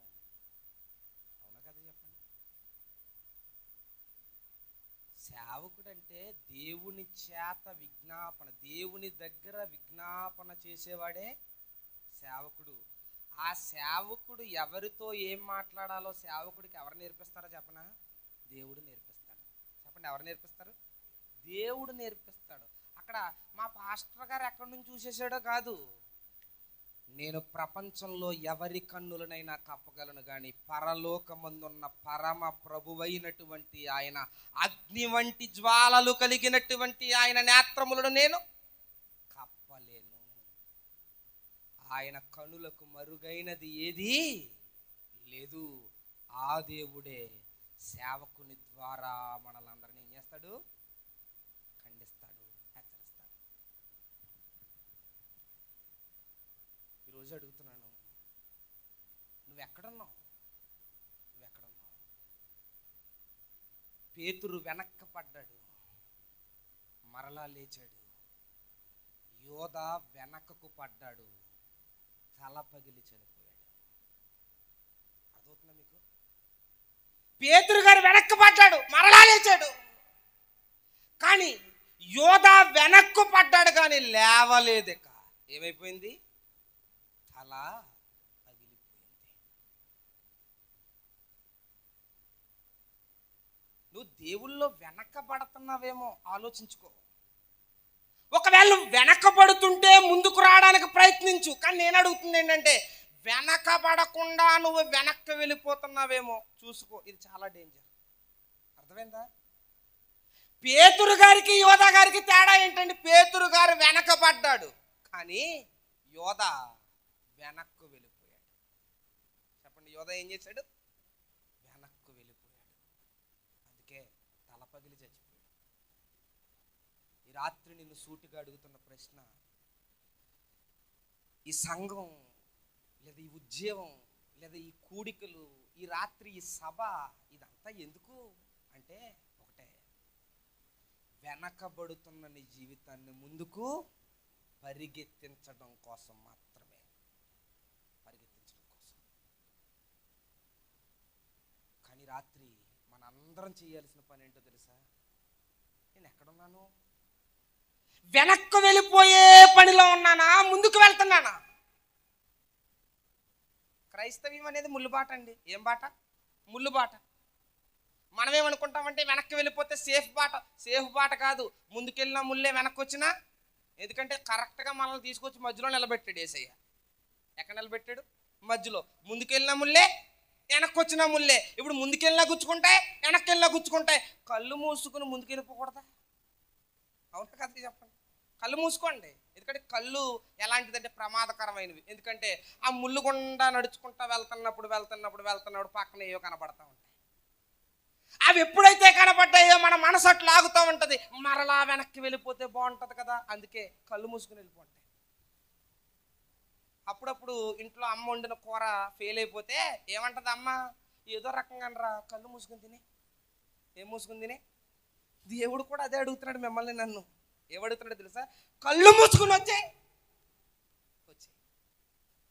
నువ్వు అనొచ్చు, అయ్యా ముళ్ళు గుచ్చుకుపోతున్నాయ్యా, తట్టుకోలేకపోతున్నానయ్యా. అప్పుడు ఆయన ఏమంటాడు తెలుసా? పరలోకమందున్న దేవుణ్ణైన నేనే నీ కోసం మానవ రూపిగా భూమి మీదకి వచ్చి అదే ముళ్ళల్లో నడిచి రక్తాన్ని కార్చి నిన్ను కడిగి మార్గాన్ని సరళము చేసి ఇదే మార్గంలో వచ్చేయి అని అంటే, నేను నడిచాను, నువ్వు నడవ్వా. ఆయన ఎందుకు వచ్చాడో తెలుసా? ఒకవేళ ముందుగా మనల్ని నడవమన్నాడు అనుకో దేవుడు, మనమేం కొట్టే బిల్డప్ ఏంటో తెలుసా? ఓసారి నువ్వు చూసి నువ్వు నడిచి చూడు. ఏంటి? నువ్వు ఆ ఛాన్స్ తీసుకోలేదు దేవుడు. నువ్వు నడిచి చూడు అని అంటావనే ఆయనే నడిచి చూపించాడు. ఇక ఆయనే నడిచాడటే ఇక ప్రపంచంలో ఎవడైనా సరే నడవాల్సిందే. అందుకే బైబిల్ గ్రంథంలో చాలా స్పష్టంగా రాయబడిన మాట ఏంటో తెలుసా? క్రైస్తవుడు మంచం కింద పెట్టబడినోడు కాదట, స్తంభము మీద పెట్టినోడు. ఎందుకు మాట్లాడాడు తెలుసా మాట? మంచం మీద నుంచి పడినా ఏమవ్వదు, స్తంభం మీద నుంచి పడితే కాళ్ళు చేతులు రెండు ఇరిగిపోతాయి. అంటే ఏంటి తెలుసా? లోకస్తుడు పాపం చేయడం అంటే మంచం మించి పడ్డం, క్రైస్తవుడు పాపం చేయడం అంటే స్తంభం మించి పడ్డం. ఎవడు చచ్చిపోతాడు చెప్పండి? ఎవడు చచ్చిపోతాడు? క్రైస్తవుడు. అందుకే బైబిల్లో జాగ్రత్త జాగ్రత్త జాగ్రత్త. మీరు ఏం వింటున్నారో జాగ్రత్త, మీ బ్రతుకు ఎలా ఉందో జాగ్రత్త, నీ జీవితం ఎలా ఉందో జాగ్రత్త. నువ్వు ఒకరిని విమర్శించే ముందు నీ బ్రతుకులో ఏ లోపాలు ఉన్నాయో సరిదిద్దుకో అన్నాడా లేదా? కానీ మన జీవితాలు ఎటుపోతున్నాయో, ఏం చేస్తున్నామో, ఎందుకు పరిగెడుతున్నామో, ఎందుకు బతుకుతున్నామో ఏమీ అర్థం కాక మన జీవితాలు ముందుకు పరిగెట్టలేక వెనక్కి వెళ్ళిపోతూ ఇంకా లోకంలోనికి వెళ్ళిపోతూ మన జీవితాలు కొట్టెమిట్టులు ఆడుతున్నాయా లేదా? అవును. అతి రాత్రి మీ అందరితో సూటిగా మాట్లాడుతున్నాడు. మన గమ్యం ఖచ్చితంగా మరణమే. నువ్వు వెనక్కి పరిగెడుతున్న దానివైతే, వెనక్కు పరిగెడుతున్న వాడివైతే మన గమ్యం ఖచ్చితంగా నరకమే. జాగ్రత్త. ఈ రాత్రి దేవుడు నిన్ను హెచ్చరించడానికి ఈ మాటలు చెబుతున్నాడేమో, నీ బ్రతుకును బాగు చేయడానికి ఈ మాటలు చెబుతున్నాడేమో. ఒకవేళ ఇక్కడ కూర్చున్న వారిలో ఈ రాత్రి ఈ మాటలు వినిపింపబడిన తర్వాత రేపటి దినం మన జీవితాల్లో ఉందో లేదో, ఉందో లేదో. నేను చాలాసార్లు ఆశ్చర్యపోయే సంగతులు ఏంటో తెలుసండి. ఎక్కువగా పరిచర్యలో మేము ప్రయాణాలు చేస్తున్నప్పుడు చాలా ప్రమాదాలు చూస్తూ ఉంటాం. చాలా. ఒకరోజు ఒక ఆదివారం ఒక చర్చికి వెళ్ళి వాక్యం చెప్పేసి ఇంటికి వస్తున్నాను. ఇంటికి వస్తుంటే ఒక యవనస్తుడు ఆదివారం కదరా బిర్యానీ తీసుకురారా అని పంపించిందట వాళ్ళ మమ్మీ. బండి వేసుకొచ్చాడు, బిర్యానీ తీసుకున్నాడు. మా అమ్మకి ఇద్దాం అని వెళ్తున్నాడు. మేము ఎక్కడైతే ఏ ఏరియాలో అయితే ఉంటామో అక్కడ జరిగిన సందర్భం ఇది.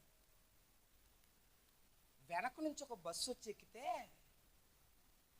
నా జీవితంలో మొట్టమొదటిసారి చూశాను అలాంటి సన్నివేశాన్ని. 4 రోజుల వరకు కోలుకోలేకపోయాను ఆ సన్నివేశం. ఏంటో తెలుసా? ఇక ఆయనకి తల లేదు.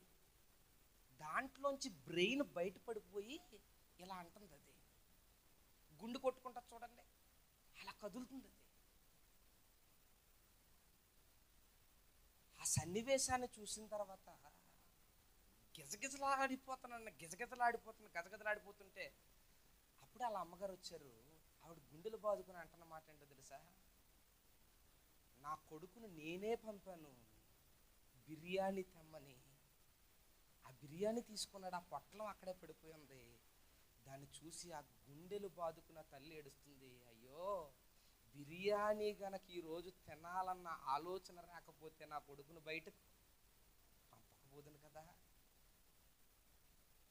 అనవసరంగా పంపాను అని గుండెలు బాదుకుని ఏడుస్తుంది.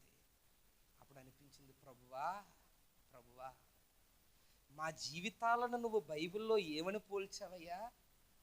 ఇప్పుడే ఒలికిన నీళ్ళ వంటి జీవితం అని పోల్చావు కదయ్యా. ఇప్పుడు ఒలిగిన నీళ్లు మరుక్షణం ఆ నీళ్ళే ఉండవు.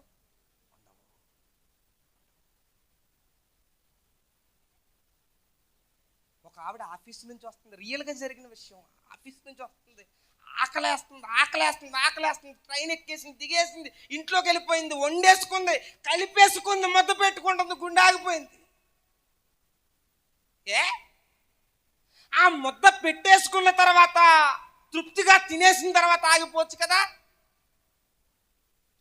అప్పుడే ఎందుకు ఆగిపోవాలి? ఆకలి తీరక ముందే ఆయువు తీరిపోవాలా?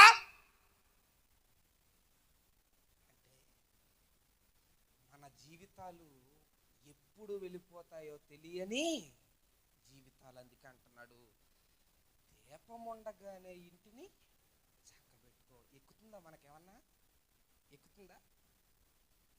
కరోనా రాగానే గతగతలాడిపోయాం, వణికిపోయాం. మాస్క్ అన్నాం, శానిటైజర్ అన్నాం, వ్యాక్సిన్ అన్నాం. అసలు మన బ్రతుకు మనకి అంతు పట్టలేదు. ప్రభువా బతికితే చాలయ్యా. ఈ మాటలు అన్నావా లేదా? కరోనా టైంలో ఎవరికైనా సినిమాలు గుర్తుకొచ్చాయా? క్రైస్తవుడికి నేను అడుగుతున్నాను, చెప్పండి. గుర్తుకొచ్చాయా? ఊళ్ళో చిన్న బాబుకి బాగోపోతే ఆయన తీసుకెళ్ళిపోతుంటే ఆ తల్లి ఎక్కి ఏడ్చేస్తుంది. క్వారంటైన్కి తీసుకెళ్ళిపోతుంటే ఎక్కి ఏడ్చేస్తుంది. ఎందుకో తెలుసా? వెళుతున్న నా కొడుకు మరలా వస్తాడో రాడో. గుట్టలుగా శవాలని, చచ్చిపోయిన మన ఇంటి వారినే కప్పెట్టుకునేంత స్థితి కూడా ఆ రోజుల్లో లేదు. మర్చిపోయారు? ఆ రోజులు మర్చిపోయామా? అంటే ఆపద వస్తేనేమో గుండెలు బాధేసుకోవడం, ఆపద పోతేనేమో దేవుని గుండెల మీద అన్నడమా? వద్దు. దేవుడు ఒక మాట అన్నాడు బైబిల్లో, ఎవడైనా గనక 2 పడవల మీద ప్రయాణం చేస్తే వాడి ముఖం మీద నేను ఉమ్మేస్తానన్నాడు. ఏమేస్తానన్నాడు? లవదుకియా సంగమా, జాగ్రత్త. నువ్వు చల్లగానైనను లేవు, వెచ్చగానైనను లేవు. నువ్వు లోకం అంటున్నావు, బైబిల్ అంటున్నావు, ఈ డ్రామాల నా దగ్గర కుదరదన్నాడు. నువ్వు ఉంటే నాలో ఉండు, లేకపోతే పో. లోకము బైబిల్ అంటే నీ ముఖం మీద నేను ఏమేస్తానన్నాడు? ఉమ్మేస్తానన్నాడు. ఈ మాట అంటున్నానని ఏమనుకోకండి. ఈ రాత్రి ఇక్కడ కూర్చున్న మన మొఖాల మీద దేవుడు చాలా మంది మొఖాల మీద ఉమ్మేయడానికి సిద్ధంగా ఉన్నాడు.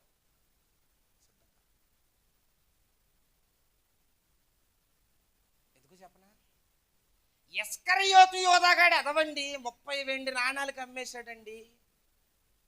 ఆడొకసారి అమ్మాడు, మనం ప్రతిరోజు అమ్మేస్తున్నాం. ప్రతిరోజు.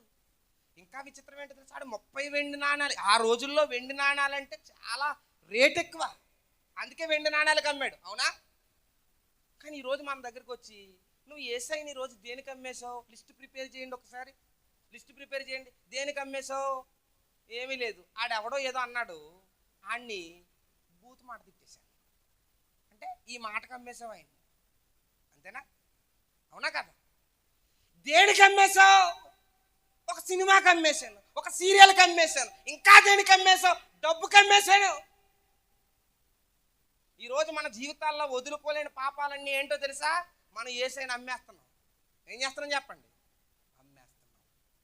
ఇప్పుడు ఇస్కరియోతు యోధ డేంజరా, మనం డేంజరా?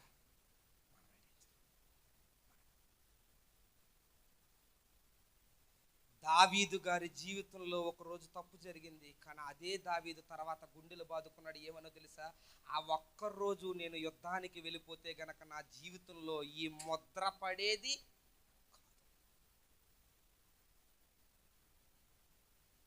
ఆ ఒక్కరోజు. ఈరోజు మన జీవితాల్లో కూడా అంతే, మన జీవితాల్లో కూడా అంతే. ఈరోజు నువ్వు చాలా స్వతహాగా పాపం చేసేస్తున్నావు, బతికేస్తున్నావు, ఏం పర్లేదు, ఎవడో చూడలేదు అనుకుంటున్నావు. కానీ నీ జీవితంలో ఒక రోజు వస్తుంది, ఆ రోజు నువ్వేమనుకుంటావు తెలుసా? ఆ ఒక్కరోజు గనక నేను పాపం చేయకుండా నిలబడి ఉంటే గనక నా జీవితం అద్భుతమైన తేజోవాసుల సహవాసముతో ముందుకు వెళ్ళిపోతుందని చెప్పి బాధపడి గుండెలు బాదుకునే రోజులు వస్తాయి మన జీవితంలో. దేవుడిచ్చిన ఆధిక్యత మీకు అర్థం కావట్లేదు. మరలా చెబుతున్నాను, 1వ తరగతోడిని పట్టుకెళ్ళి 10th క్లాస్ ఓడితో సమానంగా కూర్చోబెట్టాడు ఆయన. వాస్తవానికి ఆలోచిస్తే మనలో ఎవ్వరికి కూడా పరలోకం రాదు. కానీ మన పక్షాన ఆయన చనిపోయి తండ్రి దగ్గర విజ్ఞాపన చేసి, ఇప్పటికి కూడా విజ్ఞాపన చేస్తూ మనందరినీ కూడా పరలోకానికి తీసుకుని వెళ్ళడానికి ఆయన సిద్ధముగా ఉన్నాడు. నువ్వు నాటకాలు, డ్రామాలు కట్టకుండా ఆయన చెయ్యి పట్టుకుని, ప్రభువా నువ్వు ఎక్కడికైనా తీసుకెళ్ళయ్యా, నేను నీతో వచ్చేస్తాను అంటేనే కుదురుతుంది. కానీ ఒకసారి చెయ్యి వదిలే అలా ఎల్లొచ్చేస్తానంటే ఒకరోజు ఆయన వదిలేస్తాడు, ఇక మరలా ఆయన పట్టుకోడు. ఒక మాట చెప్పనా? ఆయనే గనక నీ చెయ్యిని మరలా పట్టుకోపోతే ప్రపంచంలో పట్టుకోగలిగినోడు ఎవ్వడు లేడు, ఉండడు. అర్థమైందా మీకు? ఆ స్థితి తెచ్చుకోకండి. అందుకే ముందుకే పరిగెట్టండి కానీ వెనకకు. అందుకే పౌలు గారు అన్నారు, నేను వెనకున్న వాటిని మరిచి ముందున్న వాటికే పరిగెడుతున్నాను, ఇక మీదట నాలో పాపము ఉండడానికి వీలు లేదు. ఒకరోజు పౌలు గారు ఏం బాధపడ్డాడు తెలుసా? అయ్యా, ఈ శరీరంతో పాపం చేయకుండా ఎలా ఉండాలయ్యా అని అడిగాడు. కానీ అదే పౌలు గారు ఏమన్నారో తెలుసా? నేను నా పరుగును కడముట్టించి తను ఇక మీదట పరలోకంలో నాకేముంది? సీట్ ఉంది. హూ ఈజ్ క్రిస్టియన్ అంటే, క్రైస్తవుడు అంటే ఎవడో తెలుసా? భూమి మీద ఉండగానే పరలోకంలో సీటు నా కోసం ఉందని చూస్తూ చెప్పగలిగినాడు క్రైస్తవుడు. నువ్వు చెప్పగలవా? చచ్చిపోయే ముందు నేను చస్తే వెళ్ళేది పరలోకం అని చెప్పగలవా? చెప్పగలవా? చెప్పలేదంటే గనక నువ్వు డ్రామాలు ఆడావు, ఏదో నాటకాలు కట్టావు. ఆయన నిన్ను క్షమించనే క్షమించడు. కాబట్టి హెబ్రీ పత్రికలో ఒకటే మాట అన్నాడు. ఏమన్నాడంటే 6వ అధ్యాయం 4వ వచనంలో, ఒకసారి వెలిగింపబడి పరలోక సంబంధమైన వరమును రుచి చూచిన తర్వాత తప్పిపోయిన వాడు దేవుణ్ణి కుమారుణ్ణి మరలా బాహాటంగా ఏమేస్తున్నాడు? సిలువ. అట్టివాడిని నూతన పరుచుట దేవుడే అసాధ్యం అన్నాడంటే ప్రపంచంలో ఎవడికి అది సుసాధ్యం కాదు. ఈ రాత్రి మీ బ్రతుకులలో కనిపిస్తున్నటువంటి ఆ మొటిమలు ఏవైతే ఉన్నాయో వాటన్నిటిని శుభ్రపరుచుకుని దేవుని దగ్గరకు వచ్చి, ప్రభువా నన్ను కాపాడయ్యా అని అడిగితే మన జీవితాలు బాగుపడతాయి, లేదంటే నాశనమైపోతాయి. దావీదు గారు తప్పు చేశాడు. తప్పు చేసినోడు తప్పు చేసినట్టుగా ఉండలేదు. ఆయన పశ్చాత్తాపపడ్డాడు. చెప్పండి, ఏం పడ్డాడు? పశ్చాత్తాపపడ్డాడు. 51వ కీర్తన రాశాడు. దానిలో 4 విషయాలు అడిగాడు ఆయన. మొదటిది, ప్రభువా నీ సన్నిధిని నాకు దూరం చేయకయ్యా అని అడిగాడు. రెండోది, నూతనమైన హృదయాన్ని నాకు ఇవ్వయ్యా అని అడిగాడు. మూడోది, ప్రభువా నాకు నీ పరిశుద్ధాత్మను దూరం చేయకయ్యా అని అడిగాడు. నాలుగోది, హిస్సోపుతో నన్ను శుభ్రంగా కడిగేయ్యా అని అడిగాడు. విచిత్రం ఏంటో చెప్పనా? 51వ కీర్తనలో ఏడుస్తూ పశ్చాత్తాపపడ్డాడు. 32వ కీర్తనలో దేవుని చేత నిర్దోషి అని ఎంచబడిన వాడు ధన్యుడు అని చెప్పి స్టేట్మెంట్ ఇచ్చాడు. నిజానికి 32వ కీర్తన ముందు వస్తుంది, 51వ కీర్తన వెనకాల వస్తుంది. కానీ 51వ కీర్తన ముందు రాయబడ్డది, 32వ కీర్తన వెనకాల రాయబడ్డది. ఆయన అన్నమాట 51లో నన్ను నిర్దోషిగా తీర్చయ్యా అని అడిగాడు పశ్చాత్తాపంతో. 32లో నేను దేవుని చేత నిర్దోషినని ఎంచబడ్డాను అని ఆనందముతో ప్రకటించాడు. మరి మనం కూడా అలా అవ్వగలమా? అవ్వగలం. ఎప్పుడో తెలుసా? మౌలిగా దేవుడి దగ్గరకు వచ్చి పశ్చాత్తాపపడిపోతే కాదు. ప్రభువా ఈ రాత్రి వచ్చిన మార్గంలో వెనక్కి వచ్చిన యోధా దేశపు ప్రవక్త చచ్చాడు, ఏ లోతు గారి భార్య చచ్చిపోయింది, ఇంకా ఐగుప్తీయులు చచ్చిపోయారు, సన్హెరీబు చచ్చిపోయాడు, అలాగే నేను కూడా చచ్చిపోవడానికి వీలు లేదు. అందుకే ప్రభువా నన్ను రాత్రి కడుగయ్యా, నన్ను శుద్ధి చెయ్యయ్యా, నా బ్రతుకును బాగు చెయ్యయ్యా అని అడగగలిగితే ఆయన పరిశుద్ధాత్మతో నిన్ను, ఆయన నీ పాపాలను పరిహరించి నిన్ను శుభ్రపరచడానికి ఈ రాత్రి ఆయన సిద్ధంగా ఉన్నాడు మన మధ్య. ముగించే ముందు ఒక మాట, ఇంకా ఇక్కడ కూర్చున్న వారిలో బాప్తిసం తీసుకోలేని వాళ్ళు చాలామంది ఉన్నారు. మీరు చెప్పే మాటలు ఏంటో చెప్పనా? తీసుకుంటే పవిత్రంగా బతకాలంట కదా, నా వల్ల అవుతుందా అని అడుగుతారు. నేను చేతులు దండం పెట్టి అడుగుతున్నాను, మీరు తీసుకోకండి, ఎందుకంటే మీలాంటి వాళ్ళు అవసరం లేదు. అర్థమైందా? అవసరం లేదు. ఒక క్రైస్తవుడికి ఉండాల్సిన విశ్వాసం ఏంటో తెలుసు. నువ్వు పాపివని తెలిస్తే నేను వెంటనే రక్తం కారుతుందని తెలిసిన వెంటనే ఏం కట్టుకోవాలనుకుంటాం? కట్టుకుంటే సరిగ్గా నడవకూడదంట కదా అన్నాడంటే ఆడ అవసరం లేదు. అర్థమైందా మీకు? మనకి పుండ్లు అయిపోయాయి, దేహం అంతా కూడా దొల్లగొట్టబడింది, రక్తం కారుతుంది, చీము కారుతుంది. ఆయన ఏమంటున్నాడంటే కట్టు కడతాను అంటున్నాడు. మనం ఏమంటున్నామంటే కట్టు కడితే నడవలేనంట కదా అంటున్నాం, వదిలేస్తాడు అంతే. అర్థమైంది? ఎవడో బతిమలాడ్డు. ఒకటి, నువ్వు పాపివని నువ్వు గుర్తిస్తే, నీకు యేసయ్య అవసరమని నువ్వు గుర్తిస్తే ఈ రాత్రి ఆలస్యం చేయకుండా వెళ్ళి బాప్తిస్మం తీసుకో. తీసుకున్నోళ్ళు గనక వెనక్కి వస్తుంటే గనక ఇప్పుడే ఆగిపోయి ముందుకెళ్ళండి, ఆగిపోయి వెళ్ళండి. లేదు వెళ్ళము అంటే తీసుకోలేనోడన్నా కొంచెం సెక్షన్ అడిగి తీసుకుని వెనక్కి వస్తున్నాడు ఏంటి పరిస్థితి? ఏమన్నా. అందుకే ఇప్పటికే వెనక్కి వచ్చేసావేమో, దావీదు గారిలా దేవుని దగ్గరికి వచ్చి శుద్ధి చేయి అని అడిగితే ప్రభువు నీ పశ్చాత్తాపానికి ప్రతిఫలం ఇవ్వగలిగిన దేవుడు. ఆలస్యం చేయొద్దు, మోకరిద్దాం. ఆయన మనల్ని శుద్ధి చేయడానికి సిద్ధంగా ఉన్నాడు. ఈ రాత్రి ఆయన ఎదుట మోకరించి ఈ 4 మాటలు మనం అందరం కూడా ఆయనను అడుగుదాం. అందరం కళ్ళు మూసుకుందాం, అందరం మోకరిద్దాం. మోకరించగలిగిన వారు మోకరిద్దాం, కళ్ళు మూసుకుందాం.